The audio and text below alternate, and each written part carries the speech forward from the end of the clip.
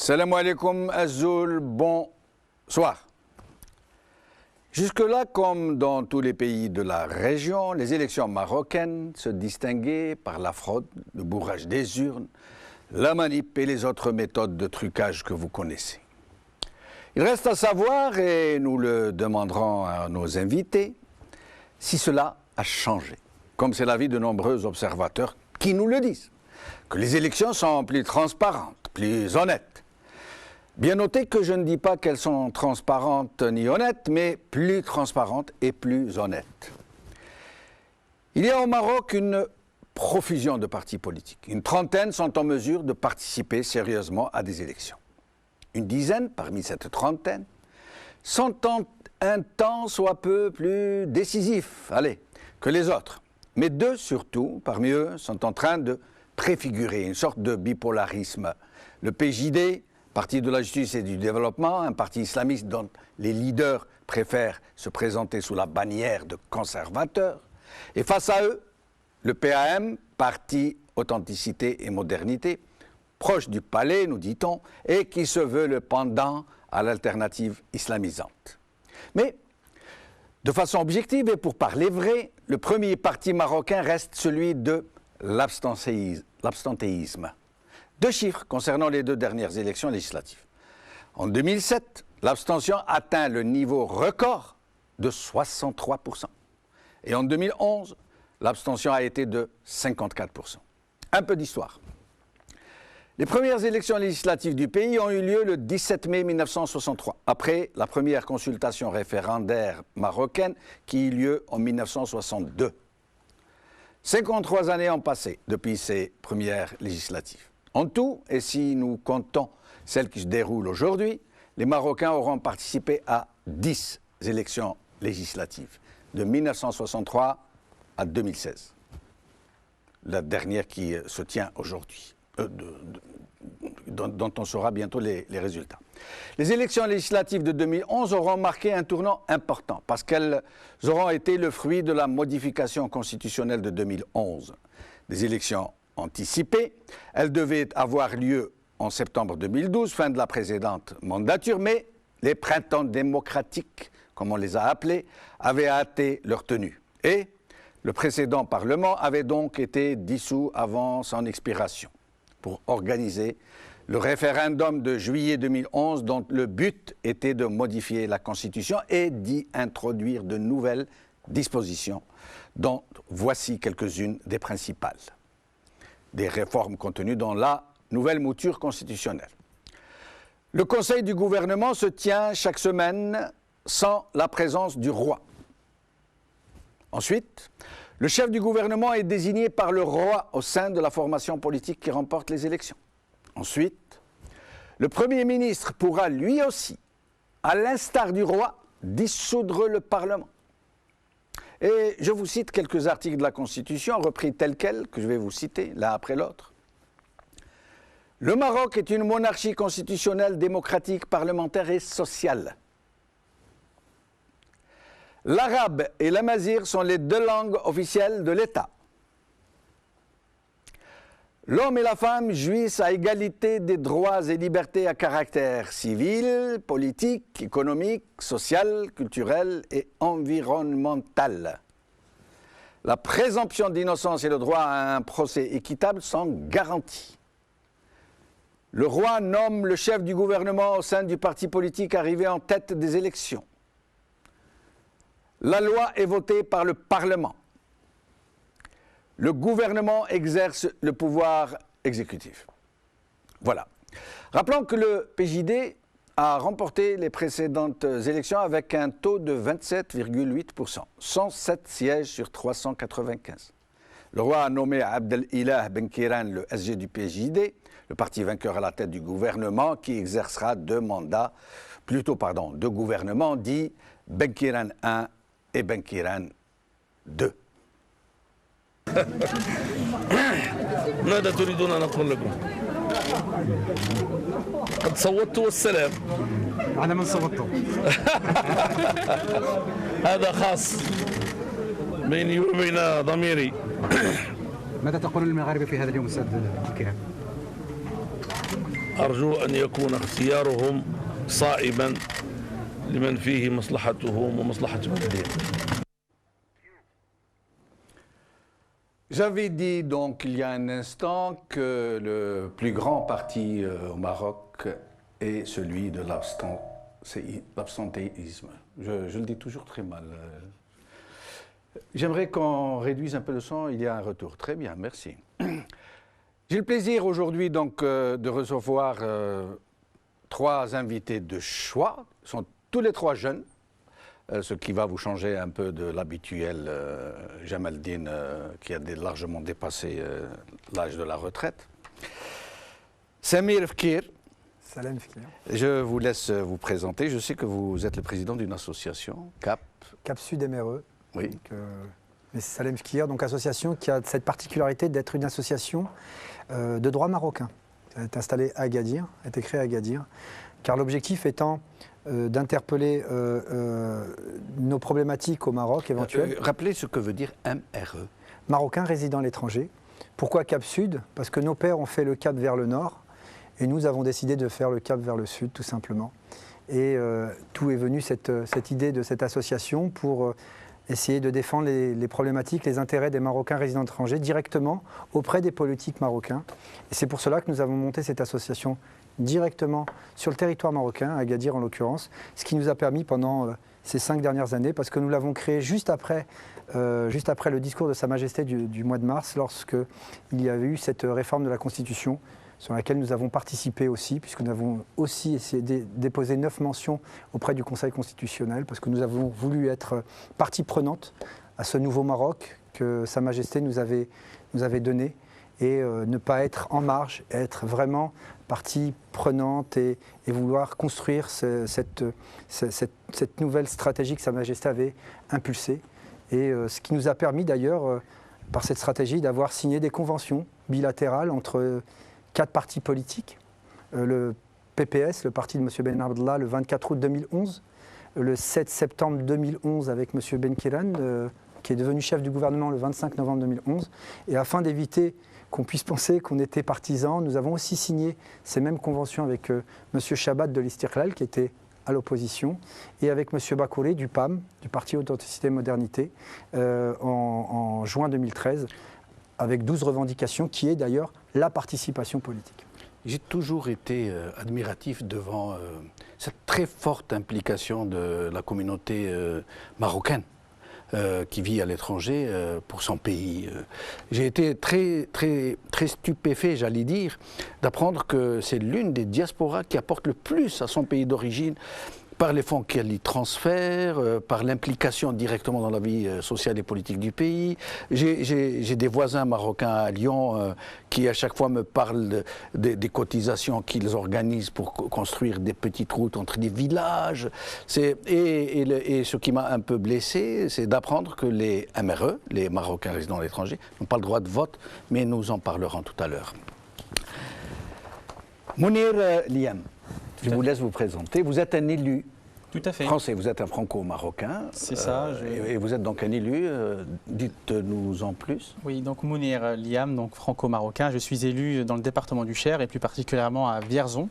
Donc c'est très simple pour situer Vierzon, c'est dans le plein centre de la France. On le connaît à travers la fameuse chanson de Brel. De Jacques Brel, exactement. Tu as voulu voir Vierzon et c'est vrai que moi depuis tout petit j'ai vu Vierzon, donc pour le coup, et j'y suis élu. Donc Très bien. une bonne chose et surtout militant de la cause marocaine. Donc fier d'être marocain, fier d'être français et donc pour maintenir le cordon ombilical avec le pays d'origine, je milite pour les droits des Marocains qui sont à l'étranger, dans l'intérêt de ces MRE que nous sommes, mais aussi dans l'intérêt du Maroc et de nos frères et sœurs marocains.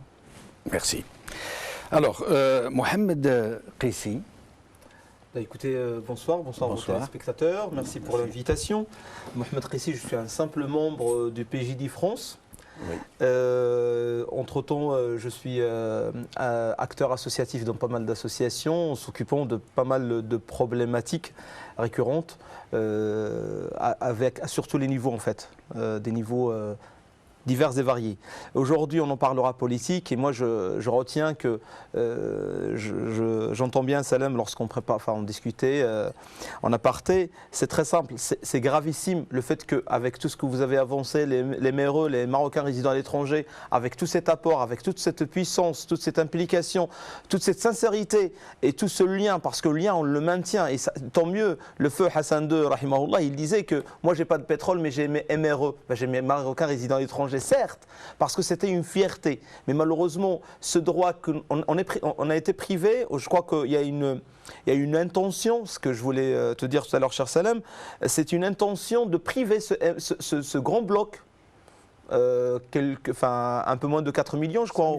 5 millions. On parle de 5 millions de MRE, au moins. Oui, Au moins. Et il semble, si on prend le ratio des électeurs marocains au Maroc, oui, qui sont d'environ 20 millions d'électeurs reconnus par un organisme de statistiques marocain, au commissariat à je ne sais quoi, qui est revenu après sur sa reconnaissance pour dire non, ils sont 15,7 millions. Mais si l'on prend 15,7 millions et le nombre d'électeurs, c'est à peu près la moitié. Donc si on prend le même ratio, si nous avons 5 millions de Marocains à l'étranger, ce serait pas loin de 2 millions d'électeurs, disons. Alors, on va dire cela, je ne vais pas trop discuter du nombre, mais on parle de principe, le fait qu'on est privé de cette possibilité, de ce droit, tout simplement un droit vital de participer, constitutionnel qui nous est... Mais nous allons en parler tout à l'heure. Hein. Juste, je termine, c'est que le PJD France, il travaille, il œuvre, on a pas mal de commissions, je ne suis pas du bureau, mais je sais qu'il y a énormément de travail qui se fait et qui se réalise en matière de sensibilisation, en matière de l'action, vers surtout les Chibani, les gens qui sont, les personnes vieillissantes en France, vivant isolées, et sur pas mal de niveaux. Mais certes, on est aujourd'hui, suite à cet événement primordial, qui sera historique certainement, après un gouvernement qui est resté un peu moins de 5 ans et qui a fait ce qu'il a fait, avec une coalition, avec pas mal de problèmes, pas mal de pression. Ça n'a pas été un peu le mariage du lièvre et de la carpe la politique, c'est l'art de faire des concessions. Et la politique, et des compromissions aussi. Peut-être, mais surtout lorsqu'on chemine dans un terrain où on est contraint sur pas mal de fronts de respecter ceci et d'éviter cela et de dépasser, voire de concéder, certes. Mais lorsque vous avez une finalité pour laquelle vous œuvrez, il me semble qu'avec vos invités, on partage cela, c'est le bien des Marocains et c'est le bien de notre patrie. Et c'est là... Je vais vous arrêter parce que c'est un sujet qui est très intéressant, dont nous allons parler en profondeur sur cette histoire de MRE à qui on interdit de voter, d'exercer un droit constitutionnel. La Constitution marocaine reconnaît le droit aux Marocains de l'étranger de voter. Mais nous allons y revenir. J'aimerais qu'on commence cette discussion par les chiffres qui sont en train de tomber, qui sont alarmants pour le moins. Donc je vous disais que selon la BBC, à 15 heures, le taux serait de 15%. Qu'il y a en ce moment des informations faisant état de bourrage ici et là, mais ça resterait symptomatique. Hein, mais sinon, comment expliquez-vous une telle abstention ? Écoutez, je pense que cette abstention, elle est internationale, on peut dire aussi quelque part, parce qu'aujourd'hui en France, quand on voit les taux d'abstention que nous avons aussi auprès des électeurs en France, on se retrouve avec un déficit politique, et je crois que les hommes politiques ne savent plus parler à leurs citoyens. On a oublié que l'homme politique est au service du peuple, je pense. Et je pense que la population, par cette non-participation, explicite sa volonté de ne plus être d'accord et en phase avec ses politiques. Et c'est ça qui est un peu dommage. Dans tout le lot, les gens ne trouvent personne qui puisse les représenter, leur donner de l'espoir. Si effectivement ils le trouvaient, ils viendraient voter. Donc effectivement, il y a un... Donc pour vous, c'est la seule explication que les acteurs politiques ne sont pas à la hauteur des attentes. Sans parler on parle en France, vous voyez aujourd'hui le débat que nous avons... En France aussi, le parti des abstentionnistes est le plus important. Le premier. Et quand on voit le niveau politique français, moi je suis effaré on ne va pas dire parce que nous sommes musulmans et nous sommes agrésés, mais aujourd'hui, le niveau politique et la manière dont la politique se fait en France, elle effraie. Et il est clair qu'aux prochaines élections, on va avoir des abstentions assez records. Maintenant, pour venir sur le Maroc, je pense qu'il y a des similitudes qu'il faut aussi voir.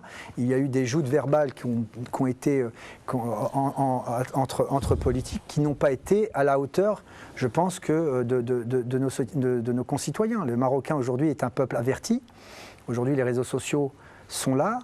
Il y a un décalage entre ses politiques et sa population. Sa Majesté fait un travail de fond énorme et malheureusement on a l'impression que ce n'est pas suivi de cette caste politique qui n'arrive pas à prendre pied, à prendre des décisions et à faire en sorte que ces décisions... Pourtant on dit que le PAM est proche du palais.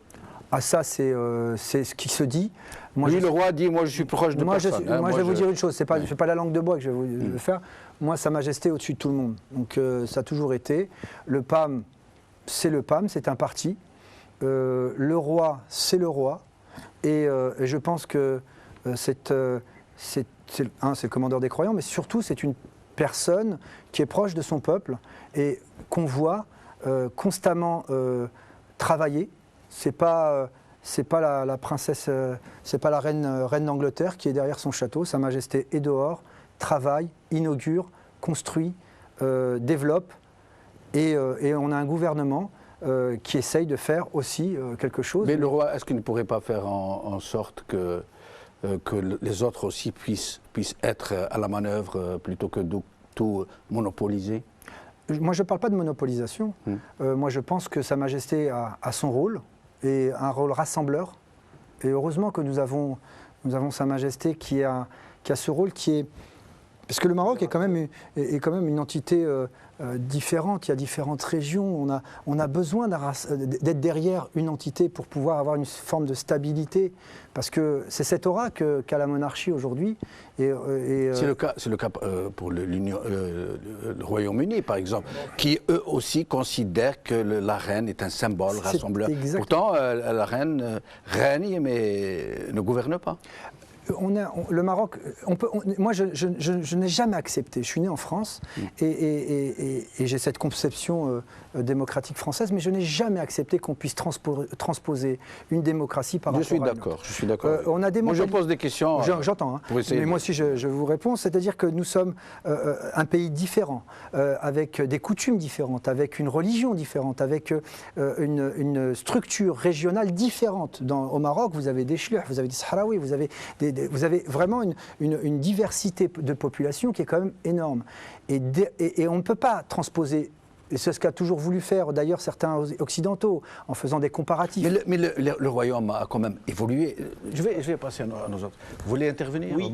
Oui. Le royaume a quand même évolué. Certainement. Ce n'est plus, par exemple, entre Hassan II et son fils Mohamed VI, il y a une grosse différence. Ça veut dire qu'il y a quand même une évolution dans le... Il y a une évolution, certes, mais il y a une évolution dans l'histoire. Oui. Ce qui fait qu'il faut mettre le Maroc dans un contexte, dans une conjoncture, pour qu'on puisse se dire, nous sommes dans une monarchie. Moi, je vous rejoins, mais parfaitement. C'est que le roi s'impose, enfin, c'est le poste du roi, ou la stature du roi, et vous le disiez très justement, commandeur des croyants, c'est ce qui a permis aux Marocains, au Maroc, l'État, une stabilité depuis plus de 12 siècles. C'est hors cela, c'est que gouverne, pas gouverne, c'est autre chose. Il est à l'œuvre, il a été aux côtés de ce gouvernement les 5 dernières années. C'est un gouvernement qui a chamboulé quand même le champ politique, par l'action, par la transparence, par la qualité, par une certaine communication. Abdellah Ben Khaïra, il faut le dire, c'est un communicant atypique, je dirais, parce que moi je me rappelais, moi je suis né au Maroc, et j'ai vécu au Maroc, et je suis la politique marocaine au quotidien. Vous êtes un blédard. Je suis un blédard. Comme moi. Oui, bien sûr. À nos amis qui sont écoutez, c'est beurre. Non, c'est pas ça. On se jette comme ça à chaque fois. Il n'y a aucun souci. Je terminais là-dessus. C'est que ce gouvernement, ces 5 dernières années, c'était simple. C'était un gouvernement qui est restructuré parce que c'était quand même des changements, une réforme structurelle au niveau des sociétés. Pour la première fois, on a 54 000 veuves qui touchent des indemnités. On a les indemnités de chômage. on a l'appui par rapport à un système judiciaire qui a été changé. Oui, mais vous avez beau dire, je m'excuse de vous interrompre. Excusez-moi juste. Non, pardon. Vous avez beau dire. Moi, je vous répondrai que c'est seule la sanction des urnes pourrait vous apporter une réponse adéquate. Si tant est que vous avez tout ce mérite, aujourd'hui, vous aurez raflé un max de voix. Or, en l'occurrence, et jusqu'à preuve du contraire, les gens sont en train de se détourner de vous et des autres. Pas du tout. Alors là, vous allez-y. Je suis un peu la mouche du coche. Non, c'est très important, oui, ce que vous dites. Et Dieu merci que vous le dites lors de votre introduction. Vous dites un bipolarisme. Il n'y a pas de bipolarisme. Vous parlez le deuxième parti ou le deuxième pôle, je ne vois pas lequel. Le PAM Pas du tout. Lorsqu'on voit qu'hier, leur secrétaire général n'a pas pu tenir un rassemblement dans un hangar à Mohammedia, parce qu'il y avait une grande dispute qui s'est enclenchée avec les gens qu'il a fait venir contre. Ils étaient monnayés, enfin, il les a payés. Alors lorsqu'on a vu ça et les vidéos on prouve, et c'était hier. Comment savez-vous qu'il les a payés? Excusez-moi, c'était hier. C'était hier lorsqu'on voit. Oui, mais comment savez-vous qu'il les a payés? Alors oui, peut-être que je ne sais pas parce que je n'ai pas la preuve, mais ce que je peux vous dire, c'est c'était les vidéos, on prouve cette réalité malheureuse. Un secrétaire général d'un grand parti qui se dit un grand parti, il n'arrive pas à peine, au bout de la 7e minute de son discours, il a arrêté parce que c'était vraiment le grand brouhaha dans le petit hangar. Il y a la semaine dernière, le Bakouri, qui était l'ex-secrétaire général, n'a pas pu tenir son discours, pareil, dans la région de Casablanca, parce qu'il y avait une grosse dispute qui s'est déclenchée. Attendez, Ben Khéran, c'est les chiffres qui le disent. Les chiffres sont ceux des élections. Attendez, c'est subsidiaire parce que les chiffres, c'est nous. Subsidiaire, les élections? Non, les chiffres, vous me dites, c'est des participants au rassemblement. Ah, d'accord. Et par contre, le scrutin que nous attendons aujourd'hui, juste, je reviens parce qu'il faut quand même je structure mon intervention. C'est très simple. Dans un premier temps, lorsque vous voyez ces deux exemples actés par des vidéos, et lorsque vous voyez les différents rassemblements que fait Abdelillah Ben Khéran, ou voir les autres membres du parti, enfin du bureau exécutif, ou l'ensemble des candidats dans les villes. On voit une certaine qualité. Alors moi, je ne suis pas d'accord avec vous lorsqu'on dit qu'il y a un bipolarisme. J'aurais voulu. Je vous interromps parce que je dois répartir un peu équitablement le... Mounir, Liam, je voyais que vous hochiez la tête par moment et que par moment vous faisiez des dénégations. Non, c'est un peu. Alors moi, je rentre pas dans les histoires de savoir ce qui s'est réellement passé ou pas passé, mais c'est la question un peu, je pense, du partisan politique et il fait son job. Je reviens à la. C'est pas mon job, c'est une simple implication individuelle. Alors je vais juste. Je gagne ma vie autrement. Je me doute bien, mais c'est la vie, c'est normal. Vous êtes partisan, mais ça ne me dérange pas. Simplement, revenir à votre question première. Qu'est-ce qui fait qu'il y a une désaffection justement de la politique? En ça, la France et le Maroc vont se rejoindre. Et un des éléments de réponse a été donné, permettez-moi de vous citer, sur quand vous avez dit l'art de la politique est de faire dans la concession. Mais cet art-là, il est révolu. Moi, j'ai été élu sur un programme et on n'a pas la majorité, mais j'aurais eu la majorité. Voilà, on n'a pas la majorité. Vous savez, quand on est candidat, on dit ce qu'on va faire. Mais quand on est élu, on ne fait pas ce qu'on a dit. Tout le problème, il est là. Il faut arrêter avec cette politique. Il n'y a pas de concession. Vous avez été élu sur un programme, il faut appliquer votre programme. Parce que c'est une question... On n'est pas la majorité. Non, attendez. Il y avait une coalition gouvernementale. Ce que je veux dire par là, c'est que quand vous êtes chef du gouvernement, vous avez une majorité. Je ne dis pas que vous ne faites pas bien. Je ne prends pas le cas du Premier ministre actuellement. Mais je vous dis, sur la défiance du monde politique, il y a aussi de la crédibilité des élus. Et c'est ça, aujourd'hui, qui fait mal au peuple. C'est qu'on n'a plus confiance dans les élus. L'image des élus. Moi, des fois, j'ai honte de dire je suis élu. Parce qu'on a envie de vous cracher à la figure. La réalité, elle est là, monsieur. Parce que, justement, on dit qu'il faut pousser les gens à aller voter. Voter pour quoi? Voter pour qui? Des gens, une fois au pouvoir, pensent à eux-mêmes. Moi, je suis désolé.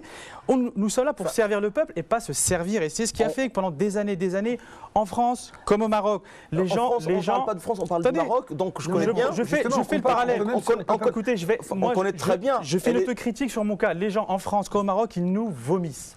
Tant qu'on ne changera pas la pratique politique, on ne changera pas l'attitude des gens. Ils ne veulent plus de nous. S'ils pouvaient tous nous foutre dehors, ils nous foutraient tous dehors. Donc aujourd'hui, le premier parti en France, c'est l'abstention. Le Maroc, ça va être pareil, parce qu'il faut simplement... On n'a pas encore les chiffres.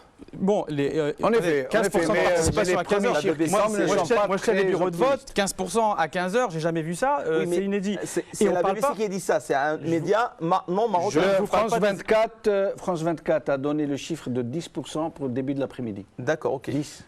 Enfin, juste... donc moi, c'était juste pour vous dire, voilà, sur qu'est-ce qui fait justement que les gens vont plus voter. Il y a aussi cette question de crédibilité. Vous qui êtes un élu, qui êtes proche de vos électeurs, qui connaissez un peu comment dirais-je, cette relation qu'on ne voit pas, mais qui se noue entre vos administrés, vos élus et vous.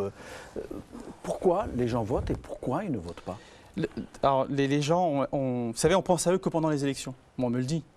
Quand il y a les élections, on fait du racolage électoral. Passez-moi le terme, hein, mais ni plus ni moins. On y va, on cherche. On flatte les bas instincts. On fait tout. Vous prenez, je le dis aux gens, 6 mois avant les élections, vous allez voir, les oreilles, elles se tendent. On vient vers vous. Mais avant, personne ne vous calcule. Personne ne vient vers vous. Le problème, il est là. Et on ne calcule pas que les prochaines échéances vont arriver. On pense à la prochaine 6 mois avant. Une fois élu, on a déjà oublié qu'on avait voté pour nous, on a déjà oublié. Non, il faut respecter les gens. Les gens ne sont pas bêtes. Les gens ne sont pas bêtes. Et quand je vois que le Maroc aujourd'hui a une difficulté, mais je ne peux pas le blâmer, c'est compliqué. Moi, je ne suis pas spécialiste de la politique marocaine. En France, on a un peu le même souci. Mais moi, ce qui me surprend, c'est que par rapport, si on revient sur le sujet du Maroc, on voit qu'il y a une difficulté pour faire voter les Marocains du Maroc. Et le Royaume se paye le luxe de ne pas faire voter sa composante MRE qui pourtant ne demande que ça. On va y arriver. Et donc sur la défiance vis-à-vis du monde politique, les gens ne sont pas bêtes. Ils sont capables de comprendre. Si vous posent une question, ils vous demandent quelque chose, vous pouvez répondre. Vous avez le droit de répondre non. Il faut leur expliquer. Aujourd'hui, non, on ne veut pas leur répondre non. On les balade, on ne s'occupe pas d'eux. Et simplement avant les élections. Et c'est ce qui aujourd'hui pose problème dans la pratique même. Il faut changer la pratique politique. Il faut la détruire. Il faut la changer. Il faut la rénover. Et rien de tel que, vous savez, le printemps arabe nous a donné cet espoir-là. Et si les chiffres se confirment au Maroc, que reste-t-il de ce printemps arabe? Pardon. Un tout petit point. Mais très brièvement.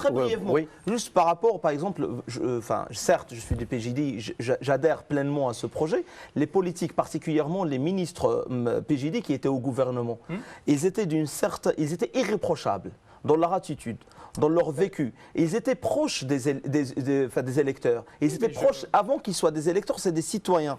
Et ils étaient un peu partout. Particulièrement, maintenant, il y a la décentralisation, les présidents de région, le travail qui se fait dans les collectivités territoriales. C'est vrai que le PJD a bossé, a travaillé. Et là, je vais vous interrompre, vous avez dit brièvement. Il n'y a pas de souci. Donc, Salem Fikir, l'abstention. Est-ce que c'est une façon de sanctionner, comme était en train de nous le dire Mounir, est-ce que c'est une fonction de sanctionner ces politiques qui viennent vous draguer au moment où ils ont besoin de vous et qui vous oublient dès le lendemain? Alors, dans notre cas, en tant que Marocains qui résident à l'étranger, nous n'avons pas eu ce luxe d'avoir été dragués. Je vous le dis tout de suite, nous sommes sanctionnés. Je me permets de vous interrompre. Les bureaux de vote viennent d'être fermés. Oui. La clôture des élections a été prononcée. Le décompte a commencé. Je vous laisse poursuivre. On n'a pas encore le taux de participation? On n'a pas encore. Ils vont le donner prochainement. On attend la déclaration du ministre de l'Intérieur. D'accord. Donc nous, comme pour vous reprendre, c'est que nous n'avons pas eu ce luxe d'avoir été dragués par les partis politiques, tout simplement parce qu'on nous a dénié le droit de participer à cette élection, si ce n'est que par une procuration qui avait déjà fait ses preuves en 2011, pour les élections législatives du 25 2011, et qui avait été très brillamment exclu, c'est-à-dire que nous avions eu 2 votes sur les 847 bureaux de vote. C'est-à-dire, expliquez-moi, je n'ai pas compris. Il y a eu 2 votes. 2 votes de personnes qui ont voté? 2 personnes qui ont voté sur 847 votes. Procuration. Par procuration. Sur combien d'électeurs? Sur combien d'électeurs? Pas de bureau de vote. Je n'ai pas compris. Je n'ai pas sincèrement cette donnée, je ne l'ai pas comprise. C'est-à-dire, combien d'électeurs? Pas de bureau. Oui, elle est grave. Oui, c'est choquant. En 2011, en 2011, d'accord, ok. Il y avait 2 votants, 2 électeurs. Il n'y a eu que 2 votants par vote par procuration sur les 847 bureaux de vote ouverts. Et il y avait combien d'électeurs? Tous les Marocains résidents étrangers peuvent participer à l'élection législative, mais bien entendu par procuration. Ça c'est en 2011. Hein. Pas de 2011. 2 votants sur... Peut-être qu'il y en aura 5 cette année, parce qu'il y a certainement monsieur plus ces deux. Il y en a plein. Et là, on était parti dans la sensibilisation des MRE. C'est une erreur. On n'avait pas le choix. Dans mon cas, dans la pratique qui a été mise en place par le PJD France, moi j'étais contre. La question que j'avais posée, c'est 2 votants sur combien d'électeurs sur l'ensemble qui ont donné, il n'y a eu que 2 votants qui ont donné procuration pour qu'on vote à leur place. Exactement. Sur l'ensemble des MRE. Oui, c'était la seule possibilité de vote. C'est incroyable. Et on a réitéré cette initiative vivement conseillée par différentes institutions pour laquelle nous avons nous-mêmes lourdement milité, puisque après ces élections justement de 2011, après cet échec patent de cette vote par procuration, effectivement, nous avons eu, nous, en tant qu'association, milité et rencontré M. Benkilan à plusieurs reprises, qui d'ailleurs nous a permis, et là j'aimerais sans faire du parti, parce qu'on est apolitique, vous l'avez bien compris, on a 4 partis. Mais rendre hommage à M. Benkelem qui nous a quand même fait participer à la vie civique de la nation Maroc. Tout simplement parce que nous, dans notre cas de figure, on a été nommé membre de la commission nationale du dialogue, la commission du dialogue national sur les prérogatives constitutionnelles.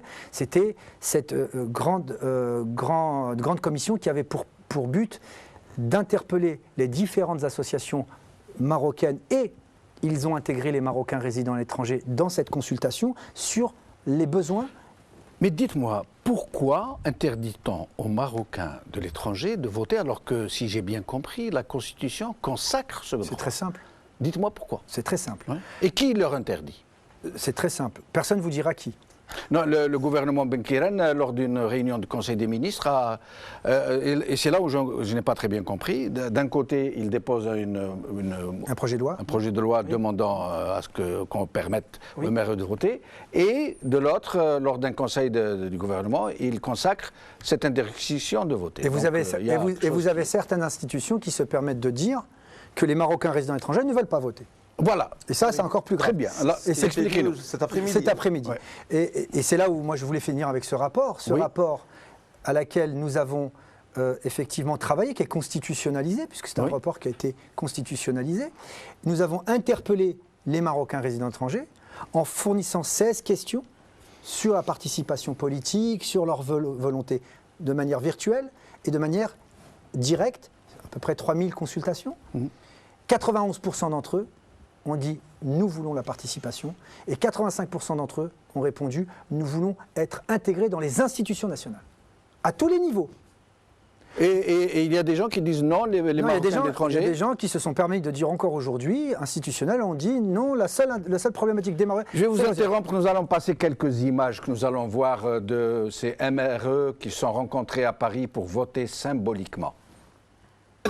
Allez, on fait la fête. Salam, salam, ala Rasulullah. Parce que حنا on est une vache allée. Voilà. كيعرفونا بالبطاقة البنكية. حنا اللي معيشين المغرب. الملايين كتمشي للمغرب بفضل هذه البطاقة الزرقاء. فوالا. والزرقاء كما يقولوا لها حنا ما كيشوفش الاصوات تاعنا بالزرقاء، حنا كنعطيو الزرقاء للمغرب. فوالا.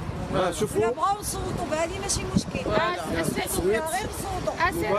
سيري سالي. نعم. غنعطيوهم هادي ويعطيونا غير لا كارت تاع ليليكتور. فوالا. اييه دونك كاع مشرق الانوار منتدى السؤدد وحماه منتدى وحماه اذا كتشافي عشت في الأوطان بالعلا عنوان إلى كل لسان ذكرى كل لسان بالروح بالجسد هب فتى لب نداء في فمي وفي دمها وكثرة ونار إخوتي هيا بالعلا سعيا ننشد الدنيا أن هنا نحيا بشعار الله الوطن الملك. Un tel enthousiasme et on ne les laisse pas voter, c'est incroyable. Mais je vous laisse poursuivre. Alors, après, je vais faire un tour de table sur cette question. La raison, elle est simple, c'est qu'aujourd'hui, certains partis politiques ont fait un travail de fond. Auprès des Marocains résidents étrangers, effectivement, vous avez des partis politiques qui ont vraiment intégré la diaspora dans leur programme politique et ont fait un travail de prospection, de création de partis sur le territoire et autres. Ils ont vraiment fait un travail de fond. Et vous en avez d'autres, effectivement, qui ne l'ont pas fait. Donc cette problématique de ne pas savoir quelle est la tendance, ou peut-être qu'ils savent bien la tendance, fait qu'aujourd'hui se pose un problème, c'est est-ce que les Marocains résidents étrangers vont voter plus pour un parti ou plus pour un autre? Mais là, c'est prendre les Marocains résidents étrangers pour des incultes et qui dénient la capacité intellectuelle et démocratique d'un Marocain résident étranger. Un Marocain résident étranger est affûté en termes de processus électoral. Un Marocain à l'étranger est affûté sur la compréhension des programmes politiques. Il ne votera pas pour un tracteur ou pour une balance, il votera pour un programme politique. Ou pour la lampe. Parce qu'on a de la lumière, on est à l'heure de la COP22. Donc aujourd'hui, un Marocain résident étranger, quel qu'il soit, en plus en Europe, on représente 80% de la diaspora est en Europe et la France représente 40% à elle toute seule. Nous sommes habitués aux partis politiques dans nos pays d'origine. Nous sommes nés avec cette culture du vote et de la participation politique. Donc, aucun parti pourrait venir nous dire « faut voter pour moi parce que j'ai mis tel ou tel sigle ». Non, ce qui nous intéresse, surtout, il faut savoir un chiffre qui est très important, c'est que 70% de la composante MRE a moins de 40 ans. Et là où le Maroc fait une erreur, où les politiques marocains dans leur ensemble, et là j'englobe la totalité, puisque c'est l'ensemble de la politique nationale qui n'a pas intégré notre diaspora, c'est qu'elle est en train de créer une réelle fracture avec les deuxième, troisième et quatrième générations. Parce qu'aujourd'hui, seule la citoyenneté permet de garder ce lien. Aujourd'hui, nos pères sont en train de partir, sont en train de décéder. Ce qui nous rapprochait, nous, notre première génération, c'était nos pères qui nous ramenaient tous les ans au Maroc. Et après, c'est devenu un rituel. Mais moi, mes enfants, je n'ai pas cette habitude-là. Et si je n'emmène pas ma fille de 20 ans, aujourd'hui, je suis pratiquement très en colère parce que c'était un rêve pour moi que ma fille de 20 ans puisse venir voter au consulat du Maroc et déposer son urne. Et ça, pour moi, c'est très dur. Je vous interromprai avant de vous donner la parole. Donc, le ministre de l'Intérieur vient de se manifester, j'allais dire, de faire des déclarations. Il fait part de dépassements qui auraient été signalés par le PAM. Il confirme que les bureaux de vote ont été fermés à 19h et il n'y a pas encore de chiffres et je vous laisse la parole. D'accord. Bah, écoutez, c'est intéressant lorsqu'on parle de cette impossibilité pour l'instant de la participation des MRE. Moi, je vous le dis, très fier. Enfin, j'ai eu une certaine fierté. C'est là où notre désaccord tout à l'heure, c'est que si j'ai pas le choix, je fais un vote, c'est mon avis, je participe à un vote par procuration. Non, ben je vous le dis, j'entends bien ce que vous me disiez tout à l'heure et j'ai bien répondu à votre question, d'une part. D'autre part, ce qui est le plus important maintenant, c'est que les partis politiques, ou le parti dont je suis issu, le PJD, il avait toujours dans ses programmes les MRE présents. Ils sont présents dans les institutions, dans le Conseil national. On est présent par nos représentants. Non, mais nous parlons de vote. Oui, ça veut dire qu'on ne fait pas un programme politique. J'allais venir. Excusez-moi, c'est Mohamed, mais nous restons dans le cadre de la discussion autour des élections. Vous êtes membre du PJD, Marhaba Bek. Merci. Mais il n'est pas question de faire de la propagande d'un parti quelconque. Pas fait de propagande. Non, vous êtes en train de faire une loi. De faire état d'un programme. Il est honorable, mais nous n'en parlons pas aujourd'hui. Ou alors on le survole. Attendez, je vais le survoler. Je vais le survoler. Et enfin, c'est pas la propagande, c'est très simple. C'est que lorsque je dépose une loi, en amont, il doit y avoir une réflexion. Mohamed, excusez-moi de vous interrompre. Pour que vous ne vous mépreniez pas sur. C'est-à-dire que je vous ai arrêté. Pourquoi? Parce que nous voudrions parler sur cette histoire de MRE qui ne votent pas. On ne parle pas de MRE qui font partie du PJD, qui ne sont pas oubliés, qu'on désigne à des postes. C'est très bien, c'est tout à votre honneur. Mais parlez-nous. D'ailleurs, vous allez devoir nous répondre sur la position de votre parti, qui a donc dont le chef est le chef du gouvernement. Quelle est sa position vis-à-vis du vote des MRE? Ils sont pour. Voilà. La question pour laquelle, il disait Salem tout à l'heure, il y a le non-dit.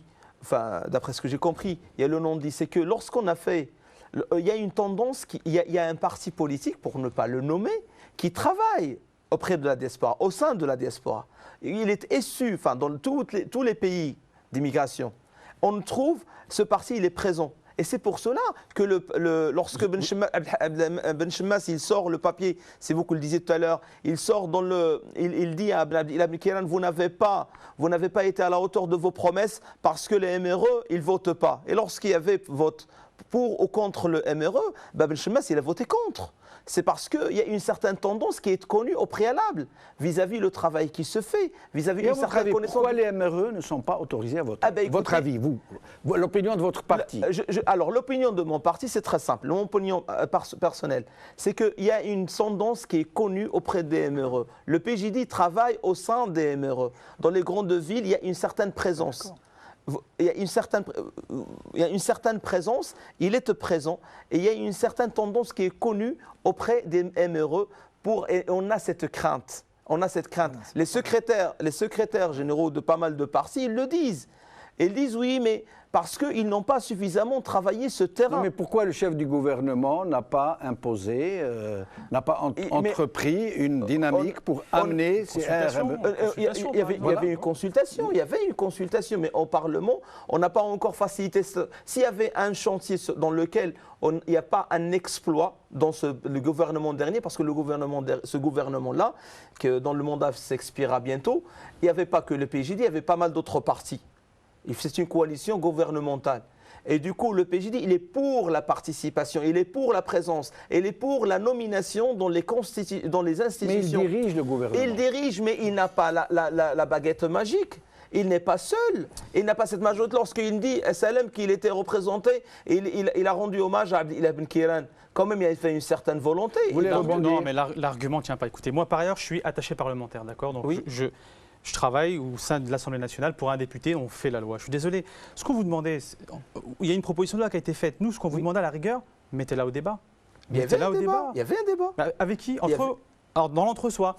Non, sur la question des MRE, moi, vous savez, je vais vous dire une chose ici autour de la table ou même parmi nos téléspectateurs.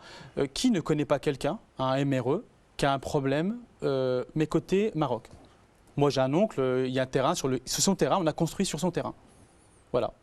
Posez d'autres questions au maire. Les voitures, on n'a pas le droit de les avoir. On est considéré comme touristes. Donc, au bout de 6 mois, on doit les rentrer en Europe pour les faire rentrer.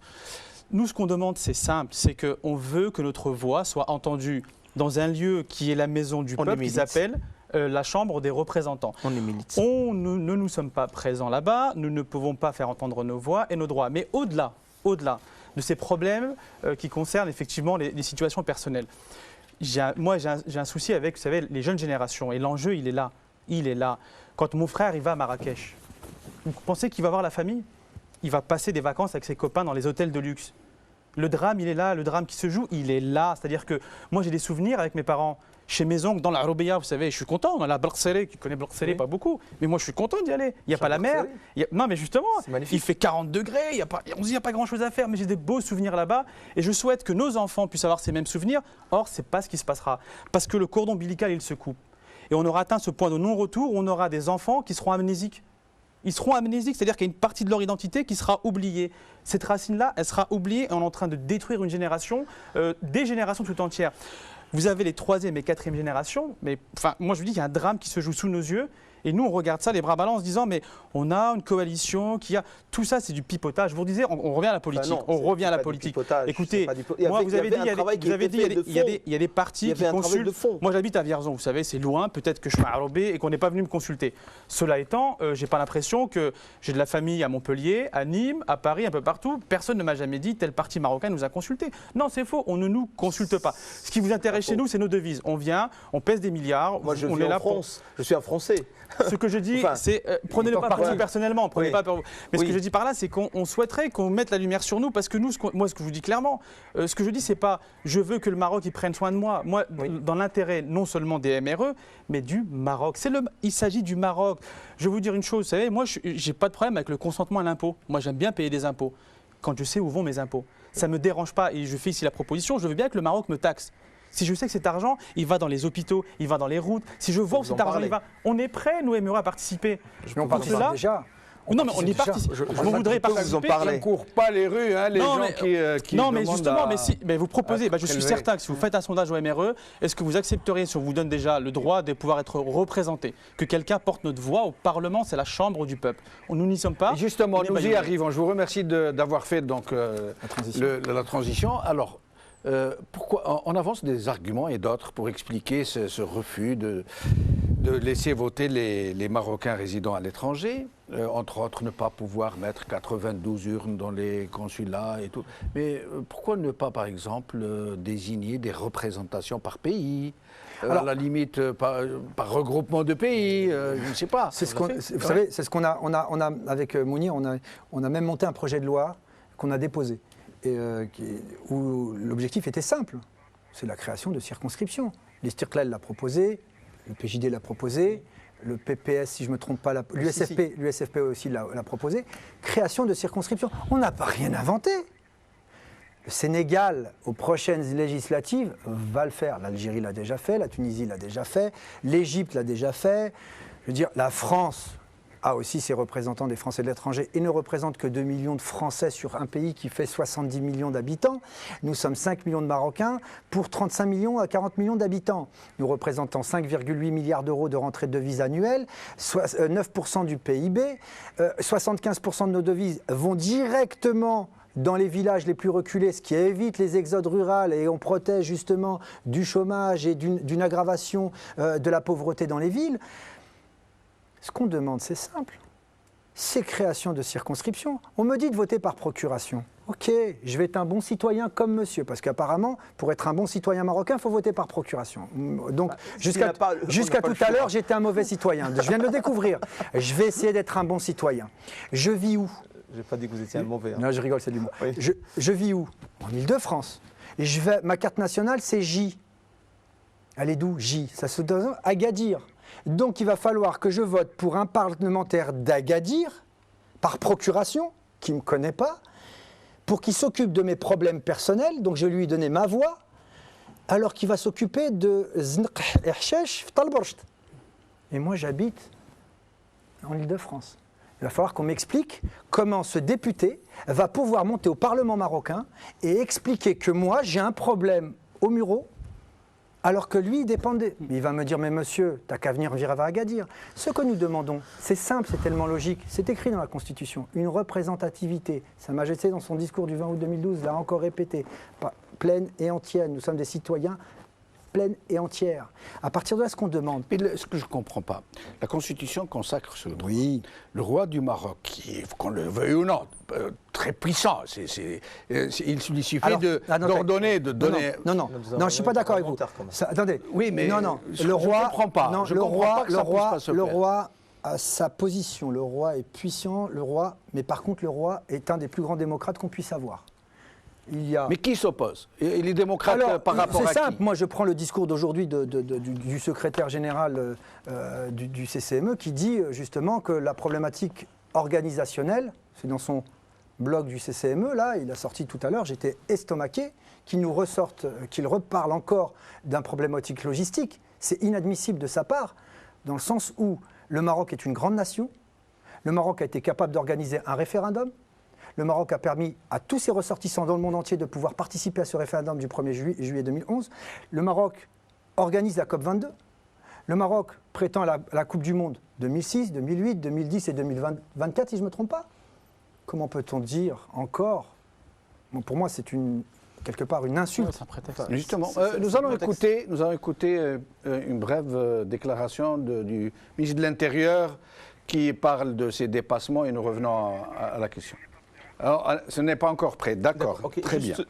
Je réponds parce que quand même... Allez-y, mais expliquez-nous pourquoi ça ne passe pas, pourquoi les MRE ne votent pas en termes concrets et compréhensibles. Moi, je remercie Liane pour Mounir.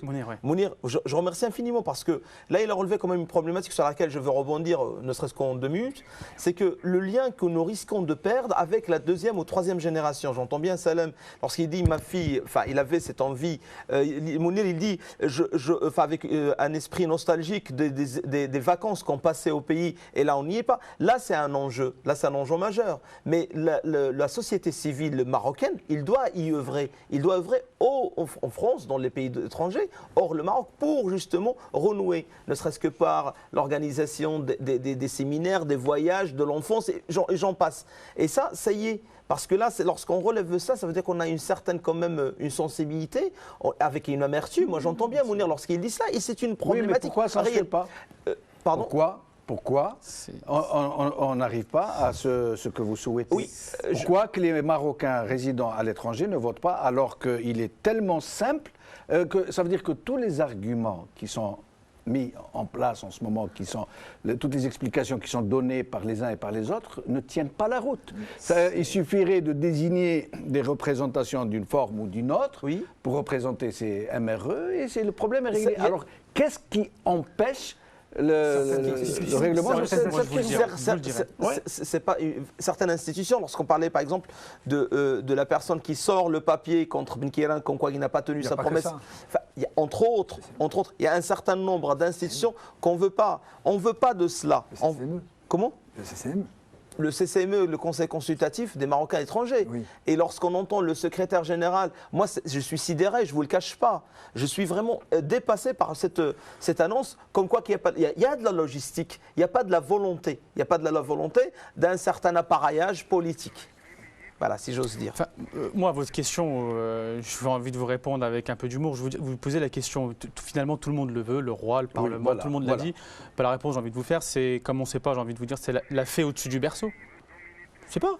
Mais en réalité, on parlait de l'institution, le CCME, le Conseil consultatif, qui d'ailleurs achète des associations en France pour légitimer son propre discours anti-MRE. Déjà.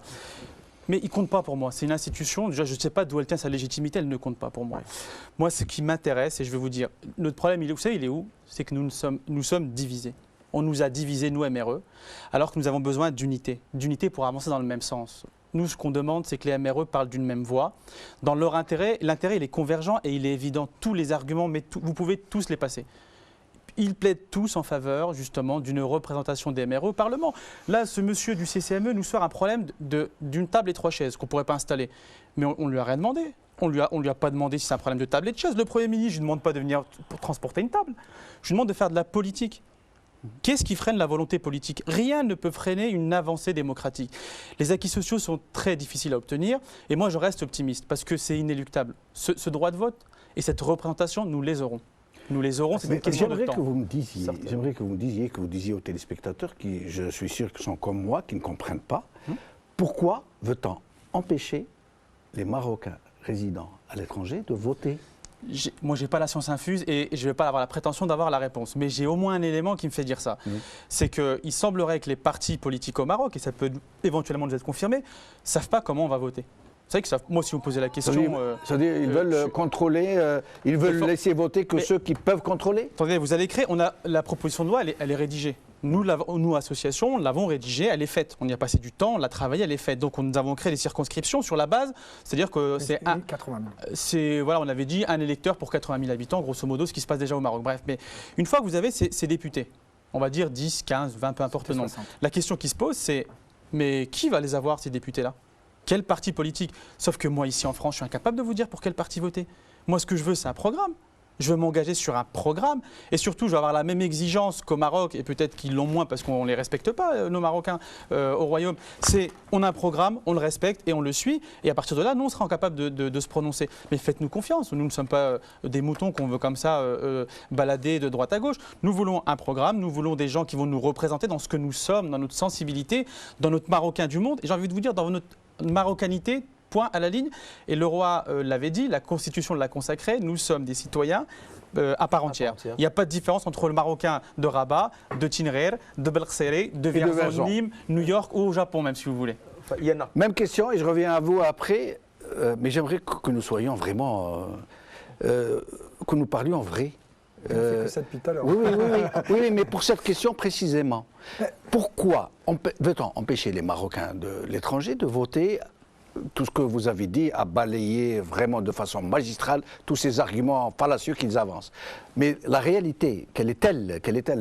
Mounir vient de nous le dire, mais j'aimerais que vous confirmiez ou que vous affirmiez, que vous nous disiez autre chose. Non, je confirme totalement ce que dit Mounir, c'est-à-dire qu'aujourd'hui nous sommes des électeurs potentiels qui sont aujourd'hui, à laquelle on ne peut pas attribuer un sens politique, parce qu'on ne nous connaît pas. Maintenant, vous avez aussi ces institutions qui font en sorte, peut-être par leurs prérogatives, veulent encore être les maîtres des Marocains résidant à l'étranger. Mais ça, rien n'empêche pour eux de toujours être vivants après une représentativité parlementaire. Mais on ne peut pas accepter, en tant que Marocain résident, en tant que responsable associatif, que des personnes parlent à notre place. Aujourd'hui, qui nous représente? La problématique est là. On me dit que des élus, un argument que vous avez lu tout à l'heure dans le communiqué, c'est qu'un élu, la problématique serait qu'un élu de France, par exemple, devrait venir 9 mois au Maroc, au Parlement, donc ce serait trop compliqué pour lui. Mais de quel droit peut-on s'immiscer dans la vie personnelle d'un élu potentiel. C'est-à-dire que la personne qui a décidé d'être parlementaire au Maroc, il a quand même pris l'initiative personnelle de demander au moins la permission à sa femme, s'il est marié. À partir de là, il sait exactement où il s'engage. Et j'ai répondu tout à l'heure à une personne qui m'a dit « mais c'est vrai, ça fait loin ». Je pose la question simple, le Maroc est très vaste. Oui. Un député de l'Aïeun, combien de temps met-il pour arriver à Rabat? Parce que le Parlement n'est pas à l'Aïeun, le Parlement est à Rabat. Il va mettre une minimum... Combien de kilomètres? Il y a 2000 kilomètres si je ne me trompe pas. Un peu moins, oui. Hein? Combien de temps ça met? 2 heures, pratiquement un peu moins de 2 heures. Par avion. Ce qu'on peut mettre ici. Donc, excusez-moi, Orly-Rabat, c'est 2h30, il va mettre 30, je vais peut-être mettre 30 minutes de plus que lui. Et en termes de tarification, ça sera exactement la même chose. Je ne vois pas la différence entre un parlementaire qui réside à l'Aïeun et un parlementaire de Paris. Enfin. Donc, encore une fois, cet argumentaire ne tient pas. Aujourd'hui, c'est simple. Il faut arrêter ce débat stérile qui, en fin de compte, génère une fracture, comment ça s'appelle, un problème de citoyenneté. Un problème de citoyenneté. Vous vous rendez compte en période de crise que nous avons actuellement en France, sur ces problèmes de Daesh, où beaucoup de sociologues nous parlent de jeunes qui sont complètement en perte de repères, qui vous disent qu'ils sont ni français, ni marocains. Ils ne sont rien sauf radicalisés. Alors à un moment donné, il se pose la question. La citoyenneté est la possibilité à un jeune de se construire. La France ne lui donne pas, actuellement on a un problème d'intégration, d'assimilation, il nous sort tout d'identité française. Si notre pays, le Maroc, ne donne pas aussi cet accueil à ce jeune, je prends ce jeune-là, nous avons fait à Poissy, pour les élections municipales, nous avons fait un travail auprès des jeunes pour faire en sorte qu'ils aillent voter. Effectivement, nous avons réussi à fédérer 1700 nouveaux électeurs, alors qu'on sait que à l'élection précédente, les élections se sont finies à 20 voix d'écart. Nous avons fédéré 1700 nouveaux jeunes. Nous avons eu le taux de participation le plus élevé avant 14 heures. Ça veut dire quoi? Ça veut dire que tout simplement, aujourd'hui, ces jeunes ont été votés et vous vous retrouvez un jeune, quand il va déposer sa voix dans l'urne, il se sent quelqu'un. Et je vous laisse le mot de la fin, parce que nous arrivons à la fin de l'émission. Ah ben écoutez, je ne m'attendais pas à un débat assez riche parce qu'on parlait des MRE, sachant que dans une conjoncture comme aujourd'hui, des élections législatives, j'espère bien que, je disais simplement à Mounir que dans ce gouvernement, ce n'est pas la propagande, c'est qu'il y avait 78 ou 74 établissements de santé, il y avait une couverture médicale, il y avait énormément de choses pour les Marocains, parce que pour savoir. Mais revenons à MRE, parce qu'on n'a pas, il me semble... Ce bilan, il ne faut pas me le faire, je n'ai pas le droit de voter, moi. Je n'ai pas le droit de voter au Maroc. Je ne vous le dis pas à vous, mais je dis à ceux qui se sentent un petit peu lésés, dont je fais partie. Sûr, non, mais... Moi, j'ai eu cette amertume. Moi, je ne suis pas contre ce que vous dites. J'y adhère, mais parfaitement. Sauf qu'un petit peu à l'approche, il se peut que ça soit différent. J'ai milité pour que les jeunes, ici et là-bas, puissent participer aux élections. Et j'ai milité pour que les Marocains d'ici aient parfaitement et complètement leur place. Nous, lorsqu'on participe, moi je suis congressiste, j'ai participé au congrès, le dernier en date de 28 mai 2016, là, à Rabat, et on était Maghreb el-Kharij, les Marocains du monde. Et ça, c'est vrai, on était un peu représentés, ça tombe bien, mais j'aurais voulu que ma nation, que le Marocain que je suis, ait cette possibilité très simple. Vous pensez qu'on ne les laisse pas voter parce qu'ils ne sont pas contrôlables?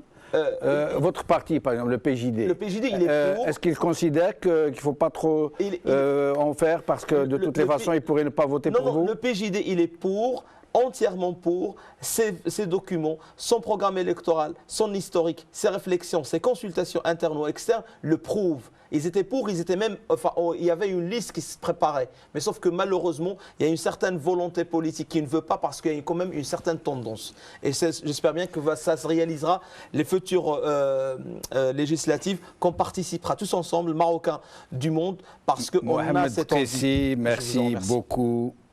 Mounir Liam, merci beaucoup. Merci à vous. Merci. Salem Fkir, merci beaucoup. J'espère vous retrouver dans cette émission. On parlait tout à l'heure en off d'émissions que nous pourrions faire, parce que nous programmons de faire des émissions de proximité sur la diaspora. Et moi, je veux préciser que nous ferons des émissions sur la diaspora maghrébine. Parce que pour moi, c'est une nationalité. Nous sommes des citoyens maghrébins. Nous avons une thématique très grave aujourd'hui qui se passe en France, c'est les Chibanis, c'est 803 000 retraités étrangers. Oui. Et nous nous sommes promis les uns les autres de faire une émission sur ça. Avec un grand plaisir. Avec plaisir. Merci beaucoup. Merci pour votre accueil. Saha, merci infiniment. Merci pour Télé TC. Je rappelle que c'est la première partie de cette émission d'aujourd'hui. La deuxième partie aura lieu dans quelques minutes avec d'autres invités. Merci de nous avoir suivis. Atekum Saha, à tout de suite. Merci beaucoup.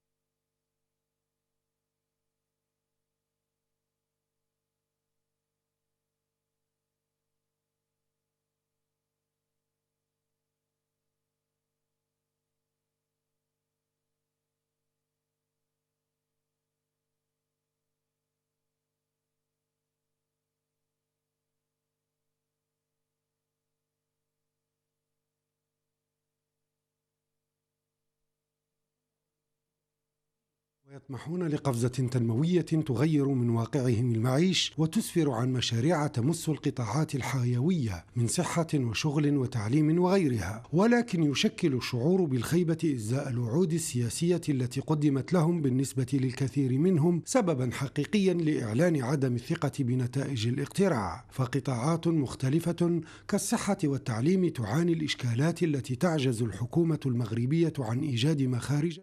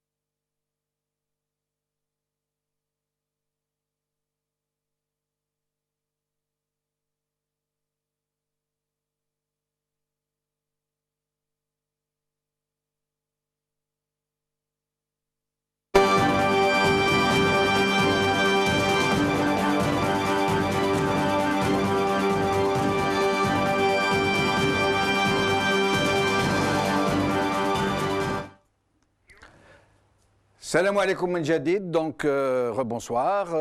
Nous revoilà pour la deuxième partie de cette émission. J'ai le plaisir de recevoir Madame Zineb El-Alaoui.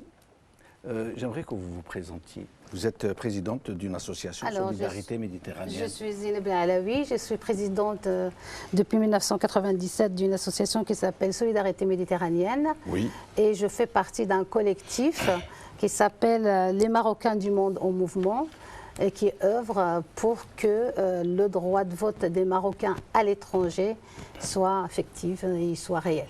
C'est un sujet que nous avons abordé presque dans le fond, j'allais dire, durant la première partie, mais on n'en parlera jamais assez. Donc, avec plaisir. Voilà. Alors, nous avons aussi Bouchaïb Harkati, représentant du mouvement associatif, je crois.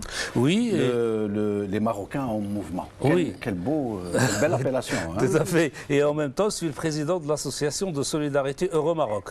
Ouais. Très bien. Voilà. Je représente le mouvement des Marocains du monde en mouvement et en même temps, je suis le président de l'association Solidarité Euro-Maroc, Tadamoul Européen Maghribi. Très bien. Créée depuis 1990. Très bien. Alors, et nous avons Youssef Mohsin. Ou je me trompe? C'est ça, exactement. Voilà. Non. Youssef Mohsin, représentant de la fédération PPS Europe, si vous voulez. Oui, exactement. Donc Youssef Mohsin, membre de bureau de la Fédération de Parti de Progrès et du Socialisme PPS donc Europe, un militant dans la section de Paris, toujours du même parti, mais aussi président de l'Association de victimes de l'immobilier marocain. Donc une jeune association qui a été créée il y a 1 an et demi et qui a déjà donné ses preuves. Très bien. Je rappelle que Mme Zineb El Alaoui ne restera pas longtemps avec nous. Elle a affaire. Elle est passée par courtoisie parce que nous avons invité pour parler des MRE. Tout à fait. Et donc, avant d'entamer cette deuxième partie, nous allons écouter un court extrait audio où on nous parle de dépassements qui auraient eu lieu et de partis qui auraient donc saisi le ministère de l'Intérieur pour lui signaler des dépassements, semble-t-il, assez graves.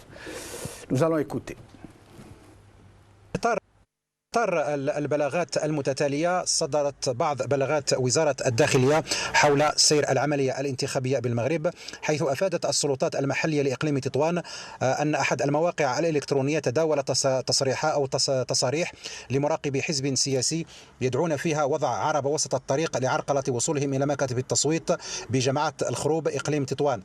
وأكدت السلطات المحلية لإقليم تطوان أن ما أثير في هذا الشأن يعد مزاعم مغرضة ولا أساس لها من الصحة، فإنها توضح أي وزارة الداخلية أن ما أورده الموقع المذكور من صور بهذا الخصوص يتعلق بعربة مقطورة مخصصة لنقل التبن تعود لملكيتها لأحد فلاحي المنطقة.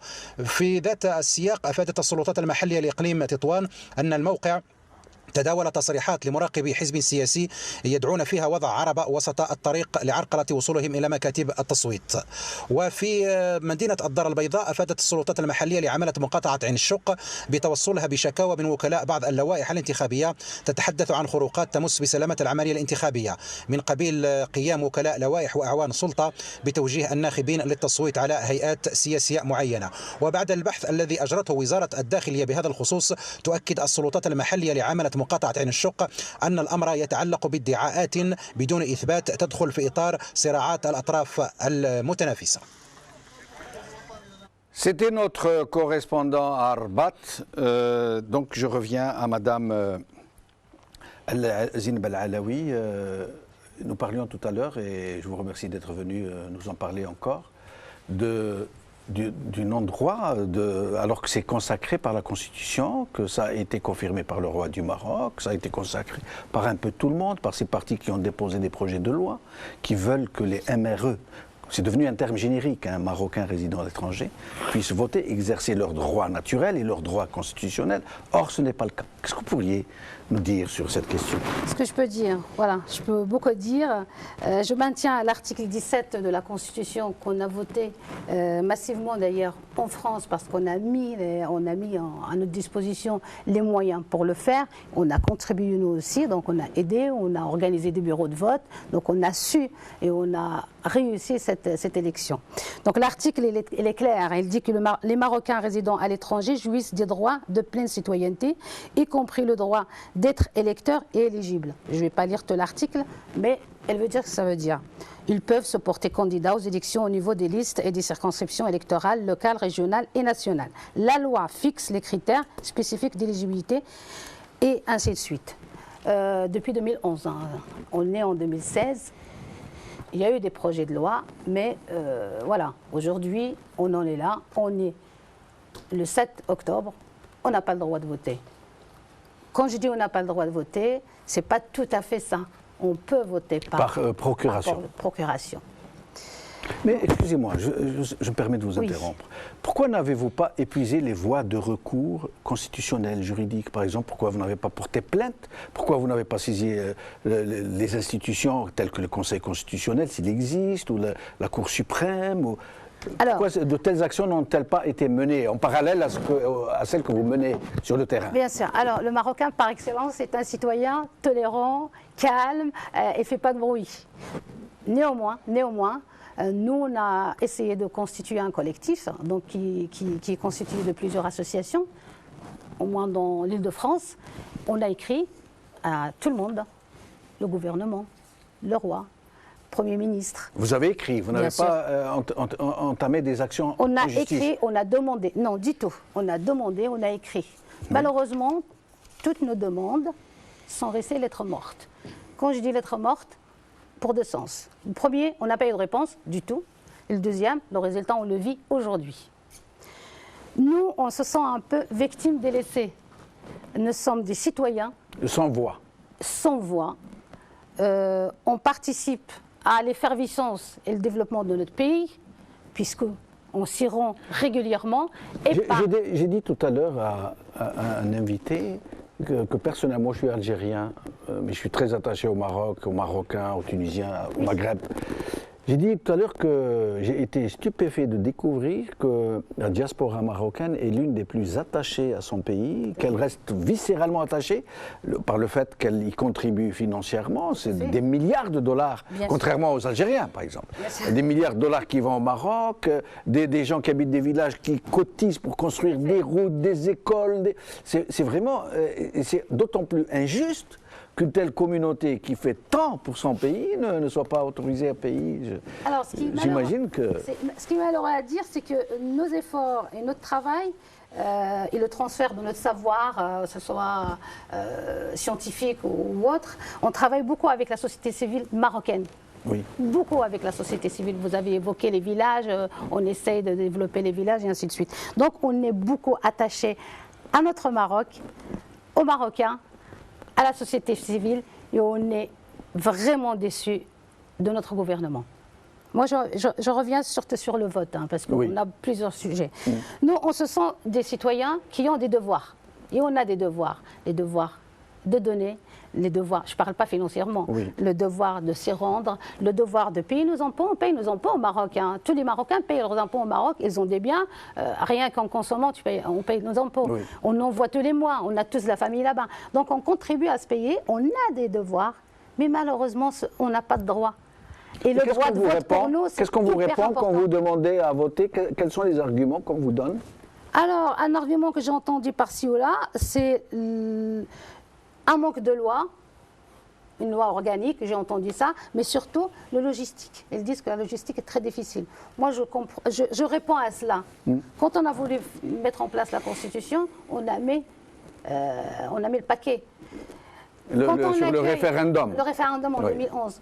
Quand on accueille la COP22,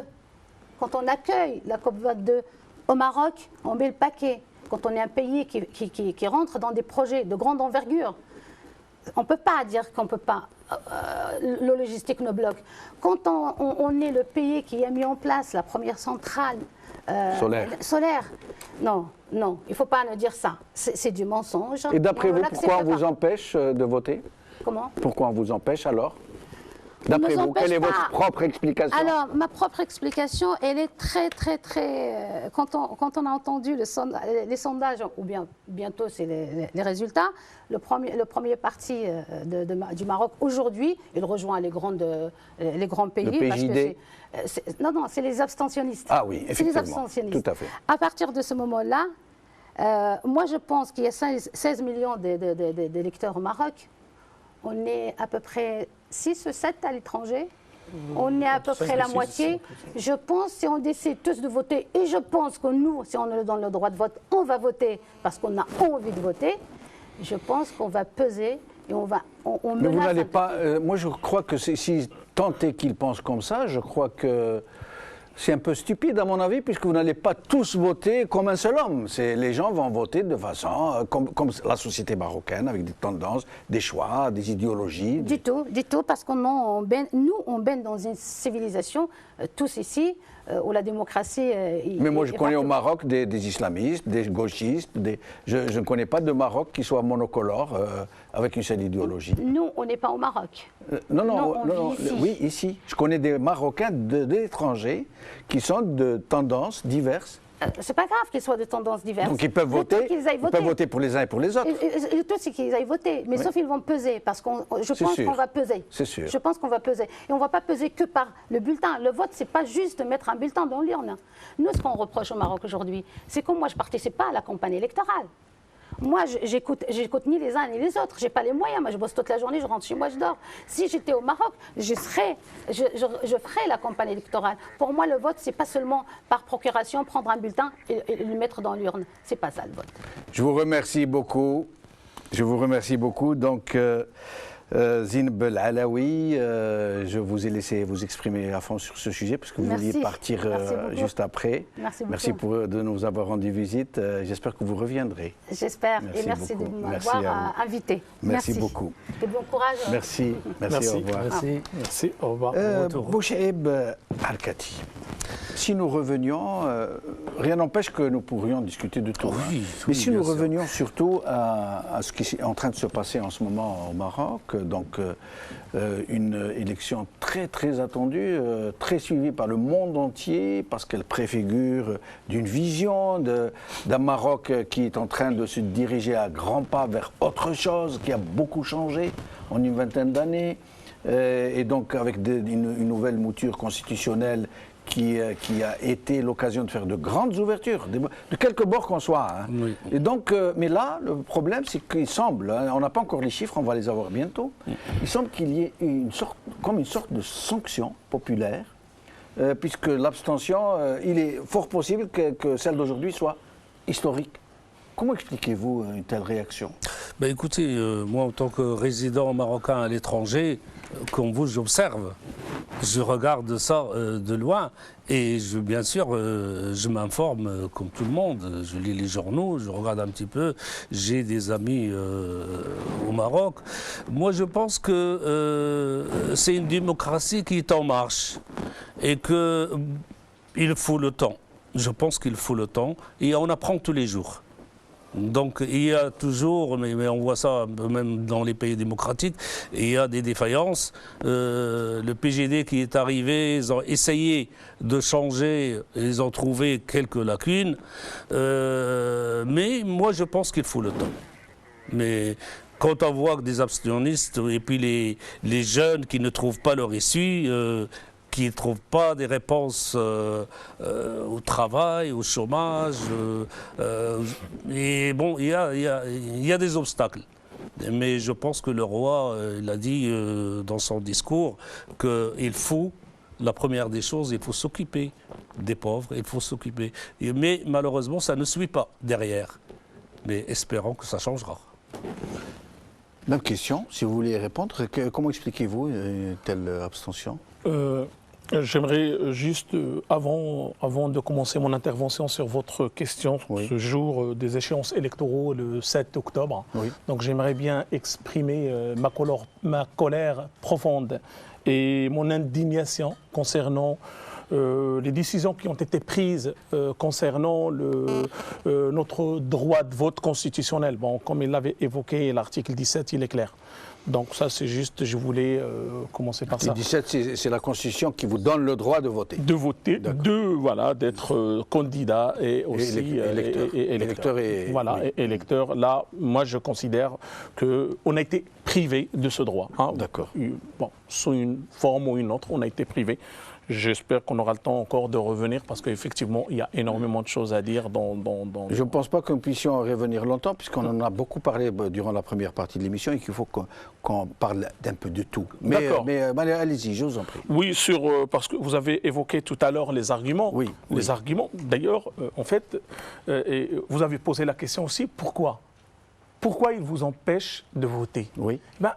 Sincèrement, là, il y a vraiment un paradoxe que j'arrive pas à comprendre. Parce que 1 ou 2 années après, on a vu tous les partis politiques, sans exception, en train de se préparer. On a vu ici, ils sont venus ici côtoyer les Marocains du monde, créer des sections un tout petit peu. On a vu même des sections qui poussent un petit peu partout en Europe. Et on avait cru que c'est par unanimité tous les partis politiques, ceux qui sont dans le gouvernement et ceux qui sont dans l'opposition. Donc ils sont pour cette participation politique. C'est bien. On entend le discours royal. Le discours royal aussi, donc il était fort, un message fort de respecter la Constitution. Et 1 mois ou 2 mois avant, on a été surpris par les décisions qui arrivent, et donc ça ne fait pas la première fois, sauf que cette fois-ci, on avait une Constitution. On a été surpris d'avoir donc des décisions qui nous empêchent de voter ou bien qui font des conditions. Et ce qui est scandaleux, c'est que tous les partis politiques qu'on les entendait juste avant 6 mois en arrière, on n'en parle plus. On n'en parle plus, on dirait qu'ils ont suivi, qu'ils soient dans le gouvernement, dans l'opposition. Et ça, c'est pour cela, c'est scandaleux. Maintenant, dites-moi pourquoi ceux qui n'ont pas le droit de voter font tout pour pouvoir voter, au moment où les Marocains du Maroc, qui ont le droit de voter, on n'a pas encore les chiffres, mais les prémices indiquent que la participation ne serait pas forte, pour le moins que je puisse dire. À votre avis, qu'est-ce qui aurait pu... D'accord. Juste toujours pour répondre, oui. Est-ce qu'ils demandent pour voter? Non, ils demandent leur droit. Oui. Leur droit. Oui, leur droit. Et après, une fois qu'ils auront leur droit, après, ils peuvent exprimer. Ils peuvent voter ou ne pas voter. Exactement. Et on peut facilement se retrouver avec une... Parce que ne pas voter est aussi une façon de voter. Exactement. Et c'est exactement une façon de s'exprimer. Maintenant, pourquoi cette abstention que je ne suis pas encore sûr, et c'est scandaleux s'il sera de l'ordre de 16% quand vous avez évoqué ce chiffre. Moi j'ai entendu le matin... ça c'est à 15h. À 15h. Selon la BBC, ça reste à vérifier. À 15h marocaine ou française? Je crois marocaine, je crois. Parce que c'est important, parce qu'il ne faut pas oublier, aujourd'hui c'est le vendredi, d'accord, et les gens ils travaillent en ce moment. Donc, et il y a aussi la prière que les gens, vous connaissez, donc la population marocaine qui sont un petit peu dans l'ensemble. Mais la prière, elle dure un temps. Et justement, donc c'est pour ça que j'ai dit, si c'est 15 heures d'ici, peut-être ça fait 14 heures ou 13 heures au Maroc.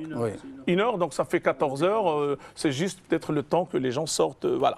Donc j'aurais. C'est une bonne explication. Mais on discute à bâton rompu. Votre avis, pourquoi fait-on voter les gens un jour de travail, un vendredi? Pourquoi ne pas avoir fait en sorte, surtout qu'il fallait pousser les gens à inciter à voter, pourquoi ils choisissent une journée de travail pour envoyer les gens voter dans un pays où l'abstention est le premier parti du pays? Je pense que c'est une question qu'il faut poser au ministre de l'Intérieur et aux partis politiques. S'ils sont mis d'accord pour le vendredi, il y a une raison. Voilà, c'est le point d'interrogation. Moi, je ne peux pas répondre en tant que citoyen normal. Moi, ce que je voudrais rajouter sur ça, c'est que les Marocains du monde, ils sont perdus entre plusieurs institutions. Et personne, jusqu'à présent, n'a osé dire la vérité en face. Nous avons le CCME, le Conseil de la communauté marocaine et l'étranger, qui sont secrétaire, M. Boussouf. Nous avons le ministre de la communauté marocaine, qui est M. Anis Bérou. Nous avons la fondation Hassan II, qui est le conseiller de son président, c'est le conseiller de Sa Majesté. Nous avons la fondation Mohamed V, et nous, la communauté marocaine et l'étranger, il est perdu. Alors, à qui poser la question et avec qui discuter? Donc, personne. Et quand on pose la question entre hommes, entre personnes, tout le monde dit c'est pas nous, c'est l'autre. Et tout le monde rejette la balle et puis ça reste comme ça. Alors jusqu'à présent, on n'a pas un interlocuteur valable. D'accord. Normalement, c'est le ministre de la communauté marocaine et étranger qui doit prendre les choses en main.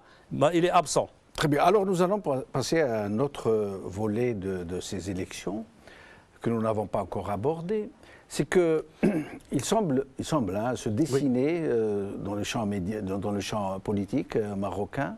Il y a plusieurs partis, il y a une trentaine qui ont participé, il y a une dizaine qui sont en temps soit peu important, et dans la dizaine, il y en a 2 particulièrement qui sont en train de devenir des sortes de blocs. PJD, le PJD et le PAM. Oui. Alors, le PJD qui se dit plutôt qu'islamiste, conservateur, attaché aux valeurs de l'islam, de la société marocaine, et le PAM des partis de l'authenticité de la modernité qui allie les deux et qui se veut un peu l'autre trottoir de l'islamisme. Et donc, ça semble, c'est un peu comme dans les pays comme le Royaume-Uni, travaillistes, conservateurs. Vous voyez, de grands blocs comme les États-Unis.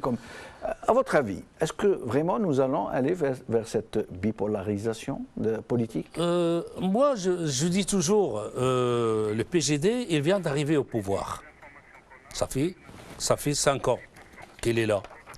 C'est vrai, moi je n'ai pas je n'ai pas de carte politique, je n'adhère à aucun parti. Je suis, comme vous, un observateur, je suis un Marocain et je voudrais que le Maroc progresse et je veux que le Maroc soit un pays démocratique comme en Europe. Le PJD, moi j'ai toujours, ils sont arrivés il y a 5 ans, ils ont fait pas mal de choses. Ils n'ont pas fait tout ce qu'il fallait, mais au moins ils ont créé pas mal de choses. Des choses que les autres, ils ne l'ont pas fait. Le PAM, on ne peut pas. Bon, c'est un parti qui vient d'arriver il n'y a pas longtemps. Je me pose des fois des questions. Il y a des partis, des anciennes qui sont là depuis 15-20 ans et qui ont toujours 20, 15. Par exemple je peux dire le Haraka Chabia, je peux dire le PPS, je peux dire c'est des anciens partis, le Parti Socialiste, 70 ans, plus de 70 ans, et qui sont toujours en train de manœuvrer. Et puis le PAM, il arrive d'un seul coup, et puis ils sont arrivés deuxième. Je ne sais pas, je me pose des questions. Et vous? Très bien, vous avez évoqué cette notion de durée. Je me permets de vous interrompre, des petites informations qui nous parviennent. Ce ne sont pas des résultats officiels. Oui, d'accord. Ce sont des estimations de la presse. On parle de 35 à 38% de participation. À Casablanca, à 17h, la participation était de 27%. Et tous les médias du monde sont en train de faire de leur chou gras sur cette formidable abstention. Mais je vous laisse poursuivre. Très bien. Donc j'aimerais bien revenir sur ce que vous avez qualifié de 2 pôles politiques au Maroc. Mais moi, j'ai une explication. Je ne crois pas d'ailleurs. Je pense que c'est ce qu'ils veulent nous faire croire, que les 2 pôles politiques actuellement au Maroc, ce sont ces 2 pôles, le PJD, le parti d'idéologie religieuse, et le PAM, le parti qui vient d'être créé il y a quelques années. Donc moi je pense pas, non. Dans le champ politique, il y a la gauche aussi. Effectivement, ces dernières années, malheureusement, chose que nous avons regrettée, ils ont un peu reculé, ils ont laissé un peu le terrain un peu vide. Mais la gauche, elle est toujours là.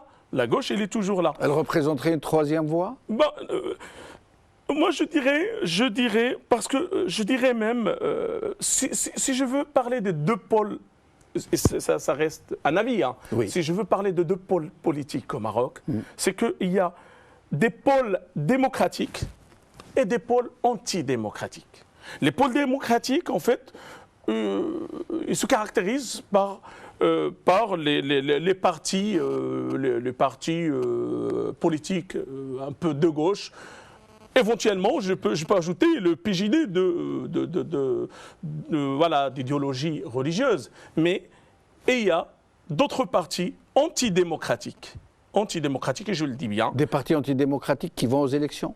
C'est une explication personnelle. Oui, mais expliquez-moi. Donc voilà. Expliquez-nous. Effectivement, c'est le PAM. Oui. Moi, je dis c'est un peu le PAM. Parce qu'on parlait effectivement de dépassement. Il y a eu beaucoup de dépassements. Mais effectivement, moi j'ai entendu de beaucoup de camarades, copains, effectivement, il y a énormément de dépassements. Et ce sont des dépassements qui vont Lors de cette consultation ou des précédentes? Non, concernant le 7. Hein, voilà. Aujourd'hui? Oui, aujourd'hui et même dans Mais c'est des oui-dire, il n'y a rien d'officiel, il n'y a rien de confirmé. Par exemple, moi j'ai vu voilà, un secrétaire général donc, qui se plaignent d'ailleurs des affiches qui sont toujours collées des partis politiques comme le PAM, voilà, et qui se plaignent de ça. Le PAM lui-même s'est plaint, le PAM lui-même a dénoncé des dépassements. Et c'est là où ça rentre la manipulation. Et j'aimerais bien revenir, parce que quand je parle et ça a été beaucoup évoqué récemment, on parle de tahkoum. Tahkoum, et c'est quoi en fait? C'est le système gouvernant. Parce qu'on se posait la question tout à l'heure, on disait que le gouvernement, donc tous les partis, ils veulent bien que nous participons, nous les MRE, aux élections. Oui. Et c'est qui donc qui refuse? C'est qui? Eh bien voilà, c'est ce système sombre, caché derrière qu'on commence à les appeler tahkoum. Et effectivement, on craint que ce tahkoum qui agit et qui a de l'impact, de l'influence sur beaucoup de partis politiques, malheureusement. Et ça, c'est ce que nous considérons malheureusement, voilà, un recul en arrière. Mais moi, j'aimerais savoir, vous vouliez rebondir sur quelque chose? Non, mais moi je... Oui, alors, je vais vous poser une question. De l'avis de beaucoup de monde, d'amis personnels, des journalistes que je connais, qui connaissent bien le Maroc, on dit que le Maroc a beaucoup avancé en termes de liberté, de droit de vote. Ce n'est pas l'idéal. Il reste encore beaucoup à faire. Mais le Maroc a avancé, peu ou pro, je ne sais pas, mais il aurait avancé. Alors, la question que j'aimerais vous poser, que vous êtes marocain, donc vous êtes plus au fait que moi de la fraude électorale, le bourrage des urnes, faire voter les morts, contraindre les gens à voter, les aguicher avec des casse-croûtes. Est-ce que c'est encore une pratique qui a cours ou est-ce que c'est derrière nous? Écoutez, les gens on en parlent. Si l'on en parle, c'est qu'il existe. Mais le peuple, c'est les gens qui doivent changer. Qui est-ce qui fait ça? Qui fait que quelqu'un ait voté pour 100 dirhams? Pourquoi cette personne? C'est pas le roi qui va leur dire ne faites pas ça. C'est pas Hollande qui dirige les urnes. C'est le peuple qui doit se réveiller. Moi, je pense que cette population-là, c'est les intellectuels. C'est les partis. La société civile d'une manière générale. En général, qui ne font pas leur travail. Je vais vous interrompre parce que nous avons notre correspondant depuis le Maroc qui va nous parler de la question, qui va nous apprendre peut-être des nouvelles. Je vous en prie, nous allons l'écouter.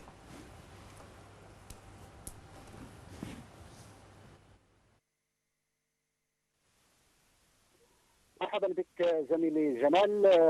لحد الساعة أصدرت وزارة الداخلية بلاغا إلى حدود إغلاق مكاتب التصويت على الساعة 7.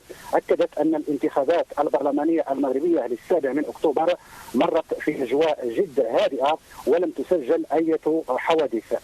وإلى حدود الساعة 5 مساء تراوحت نسبة المشاركة في مكاتب التصويت بين 25 إلى 38%، حيث تجاوزت نسبة مشاركة المواطنين المغاربة إلى 38% بجهة العيون، و36 بجهة درعا تفيلات، و32 بجهة الداخلة. وسجلت أدنى نسبة للمشاركة 25% بجهة الشرق والدار البيضاء سطات. أما النتائج الجزئية فهي لم تظهر لحدود الساعة، وسننتظر حوالي 45 دقيقة لتبدأ النتائج الجزئية تتقاطر من مختلف مدن المغرب. هذا ما لدينا لحد الساعة. Le nom du correspondant Orjaoun Nasson.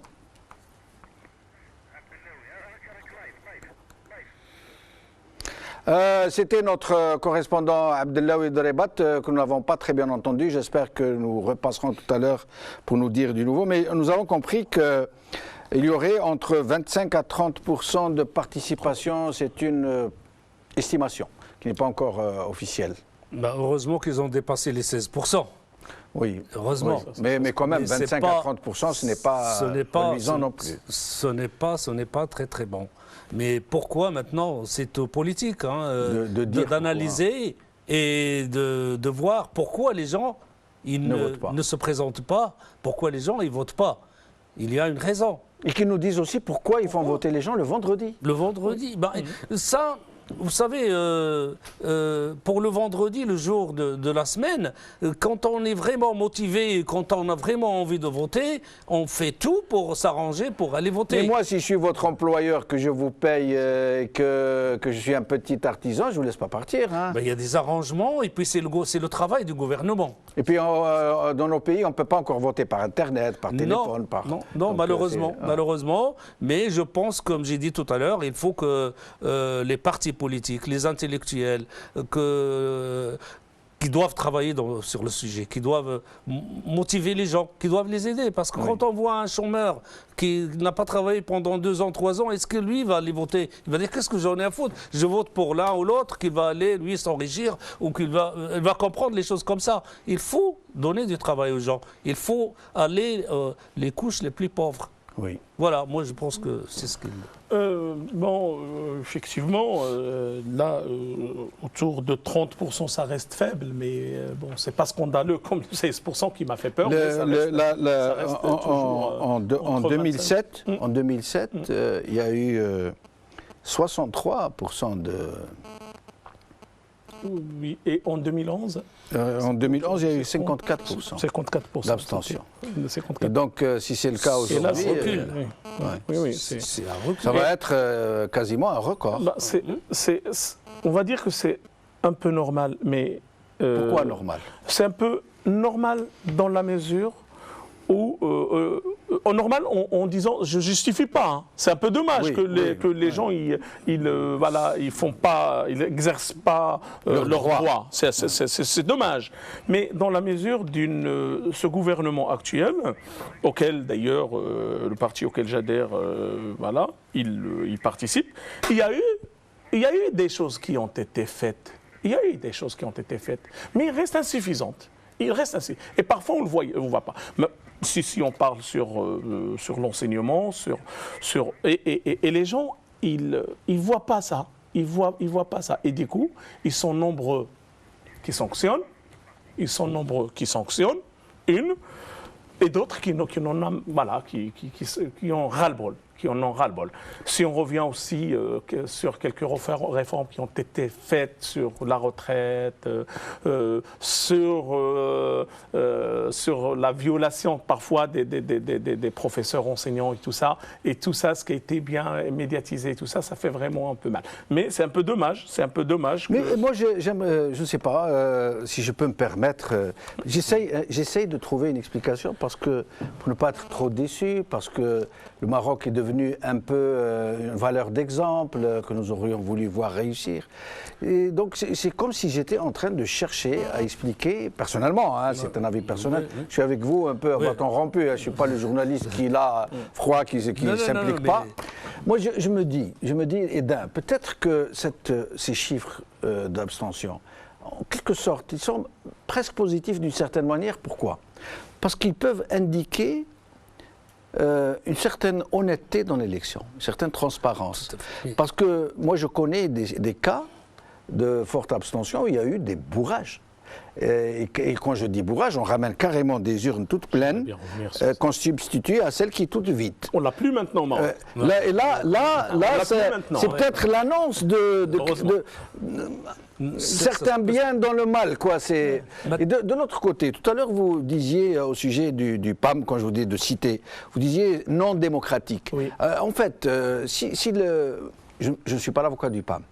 Mais si le PAM était aussi non démocratique que vous le dites, et qu'il est le parti le plus proche du palais, à la limite, allez, pourquoi on n'aurait pas bourré pour lui les urnes dans ce cas? Cela aurait été faisable, hein. Surtout pour un pays comme dans nos contrées, qu'est-ce qui aurait empêché? Très franchement. Oui, d'accord, en fait, ça se fait d'une manière ou une autre. ce bourrage des urnes. Mais si ça se faisait, on n'aurait pas si tôt. Mais pas de la façon comme vous l'avez, comme il était il y a 30 ans, même il y a 20 ans en arrière, ou même 15 ans en arrière. Effectivement, ça il faut le dire. Et fier d'être marocain d'ailleurs, que le Maroc, dans ce plan sur tout ce qui est liberté, droits de l'homme, ça, il a connu une avancée remarquable. Ça, c'est sûr. Ça, c'est sûr. Là, c'est vrai, on est là pour un peu critiquer tout ça, mais il faut dire ce qu'il en est. Maintenant, et c'est ce que nous craignons d'ailleurs, c'est ce que nous craignons, parce que depuis le gouvernement de 98 de gouvernance, d'alternance, là où il y avait une alternative entre l'institution royale et les partis politiques qui étaient fâchés depuis très très longtemps, et depuis, il y a eu vraiment des avancées. Et là, notre crainte, c'est de faire cette marche arrière. C'est de faire cette marche arrière avec ce nouveau parti. Vous pensez qu'il est possible de faire marche arrière quand on a avancé aussi bien, qu'on peut revenir vers la fraude, le bourrage Mais d'une autre manière. Oui. D'une autre manière. Parce que je vous dis, ce parti, c'est en 2011 déjà. En 2011, s'il n'y avait pas un événement qu'il faut le citer d'ailleurs, c'était le mouvement de 20 février auquel voilà, donc qui a vraiment pris le karama, l'adala al-ijtimaïya, tout ça. Et c'est ce mouvement qui a vraiment freiné ce tracteur. Parce que si ce tracteur n'a pas été freiné déjà en 2011, voilà, il aurait dû avoir le pouvoir il y a un moment. Et le PJD qui a profité aussi. Voilà, il y avait une certaine complicité d'une manière ou une autre pour arriver au pouvoir. Ceci dit, ils sont au pouvoir. J'aimerais que Abdellaoui, si c'est possible, notre correspondant d'Arbat, puisse nous donner quelques chiffres avant que nous finissions. Nous ne sommes plus très loin de la fin de l'émission. Je reviens à vous, vous vouliez rebondir? Oui, moi je voudrais revenir sur, parce que le but de notre présence ici, c'est surtout le refus du gouvernement de la non-participation de la communauté marocaine résidant à l'étranger. Oui. Moi je pense qu'il se trompe.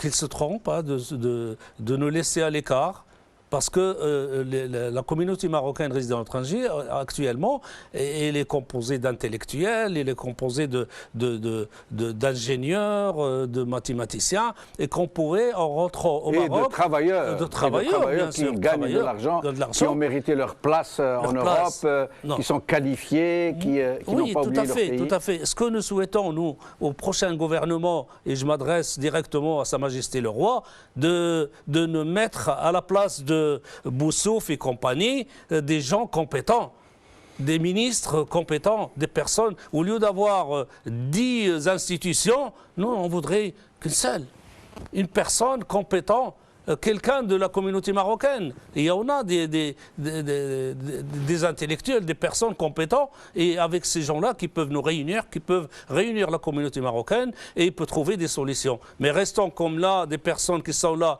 bien avec les millions, les centaines de millions plein les poches, et que disent aux Marocains, vous n'avez pas le droit, attendez les prochaines échéances. Moi, je trouve que c'est pas la société civile marocaine. Un ami m'avait dit que la société civile marocaine, les intellectuels, les partis, les associations, la presse, tous ces gens, l'université, que malheureusement, elle était encore un peu hésitante. Et que d'une manière générale, la société marocaine gagnerait aussi à être un peu plus politisée. Je sais que c'est un peu... à l'emporte-pièce, que c'est un peu réducteur. Mais qu'est-ce que vous en pensez? Moi, je pense qu'il faut y aller tout doucement. Pour réussir, il faut y aller tout doucement. Parce qu'on a vu dans des pays où ils sont allés trop forts, et à la fin, ils se sont cassés la gueule, je m'excuse du terme. Donc, des intellectuels, le Marocain, il veut y aller sans freiner par... il y en a qui ne veulent pas avancer, qu'ils attendent le moment. Il y a des partis politiques qui veulent faire des choses, et ils sont bloqués par d'autres. Moi, je pense qu'à l'avenir, moi, je pense que le Maroc, il a de l'avenir. Et que...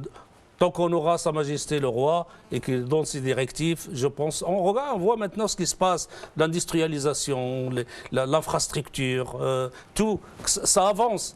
Moi, je ne vous cache pas, je vais me permettre d'être très franc, c'est une émission en direct. J'ai été au Maroc il n'y a pas très longtemps. Moi, je suis du genre un peu de gauche. Hein. Je suis genre un peu de gauche, pour vous dire la vérité. Tout à fait. Donc, j'ai été très étonné, partout, là où j'ai été comme vous deux aujourd'hui, que des intellectuels de diverses tendances, le roi, c'est comme s'il le mettait à côté, c'est comme s'il était impeccable. On parle de tout sauf du roi. Le roi, tout le monde considère qu'il est vraiment au-dessus de tout et qu'il est le ciment, il est le lien qui unit tous les Marocains. Au début, ça m'a semblé un peu étrange, cette affection que les Marocains semblent porter, surtout quand j'entends des gens qui sont à l'étranger, ça veut dire qu'ils sont libres, ils peuvent dire le contraire, mais ils ne le disent pas. Non, mais moi, je reviens à vous dans un petit moment. Moi, je pense que, heureusement que le Maroc, il a un roi. Vous savez, on a les Berbères, on a les Fassis, on a les Rifas, on a les dialectes, je ne sais pas si vous connaissez très bien le Maroc. Oui, je connais. On a un roi qui... En Algérie aussi, je vous dirais. Ah oui, oui. C'est pareil, hein, on a des Arabes, des Berbères, oui. Mais le roi, il est là pour dire voilà ce qu'il faut faire, voilà ce qui va et ce qui ne va pas, et les gens, ils l'écoutent. Nous, on est en France, mais nous, on veut que le roi reste là, que le roi continue et que le roi donne ses directives. C'est vrai qu'il y a des gens qui bloquent des fois l'évolution, mais bon, je pense qu'il faut y aller tout doucement. Oui, je reviendrai. Le constat, en fait, effectivement, on a de la chance d'être dans une monarchie. Pour la simple raison, déjà, c'est une garante de l'unité. C'est une garantie d'unité. Mais éventuellement, au Maroc, le mouvement 20 février, quand il a été dans la rue, il avait demandé une monarchie parlementaire. Oui. D'ailleurs, ce n'est pas que le mouvement de 20 février, c'est pas récent. Et la Constitution aujourd'hui, elle dit, c'est ça qui m'a un peu étonné, la monarchie est parlementaire, constitutionnelle, sociale. C'est le cas Est-ce que c'est le cas pour la Constitution pour les Marocains du monde ? Est-ce que c'est le cas? Non. Ben voilà, donc il y a énormément de choses que ce n'est pas encore le cas et qu'on veut un gouvernement fort. On veut vraiment un gouvernement fort que malheureusement, voilà... Fort par rapport à la Constitution comme le prévoit la Constitution ou plus? Vous exigez plus? Non, déjà la Constitution c'est très très avancé. On est fiers de l'avoir, hein, c'est très avancé. Oui. Et déjà on veut un gouvernement qui au moins peut jouir de ses prérogatives. Parce qu'effectivement, dans la Constitution, il y a des prérogatives de gouvernement, mais aussi il y a ceux du roi. Donc le constat que vous avez évoqué tout à l'heure, effectivement, donc au Maroc, des gens, oui, veulent bien la monarchie, on est bien dans la monarchie, mais éventuellement on veut une monarchie parlementaire selon ce qui est... Vous voulez l'application de la Constitution telle que le roi lui-même l'a mise en place pour répondre au mouvement. Il l'a proposé au peuple, le peuple l'a adopté, après le 20 février, après... Comme ça, hein. Non, dites-moi. Non, en fait, il a été créé une commission qui a beaucoup travaillé, c'est pas le roi qui est venu, il avait posé. Oui. Donc, il y a eu une commission qui a beaucoup travaillé, qui a consulté les partis politiques, la société civile, et puis, donc, une fois il a été rassemblé, donc il y avait un référendum le 1er juillet 2011. Du juillet 2011. Donc, et vous demandez l'application de cette constitution tel que le définissent ces termes. Par exemple, le droit de vote pour les MRE, les prérogatives de gouvernement, de l'institution royale et de beaucoup de choses d'ailleurs. Très bien, je vous remercie. J'aimerais juste revenir sur... mais rapidement, parce qu'on est arrivé à la fin. Parce que j'aimerais juste rappeler, les MRE, en fait, en 1984, on a eu ce droit de vote. Et donc, voilà, et dans ce plateau, le camarade, le frère Gardla, qui a été au nom du PPS, qui s'est présenté. Maintenant, sur les arguments, j'aimerais juste parler... Non, il n'y a plus de temps. Je suis désolé. Parce que je suis vraiment désolé. J'aimerais juste présenter votre livre, Bouchaïb Barkati. Harkati, pardon. L'immigration et la patrie. Aux éditions? Je ne l'ai pas encore, je n'ai pas encore trouvé un éditeur pour le publier. Cherchez un éditeur. C'est l'occasion. Voilà. Merci beaucoup. Merci à vous d'avoir participé. Merci à vous, chers téléspectateurs. Un grand bonjour à nos compatriotes marocains. Merci. Très bien.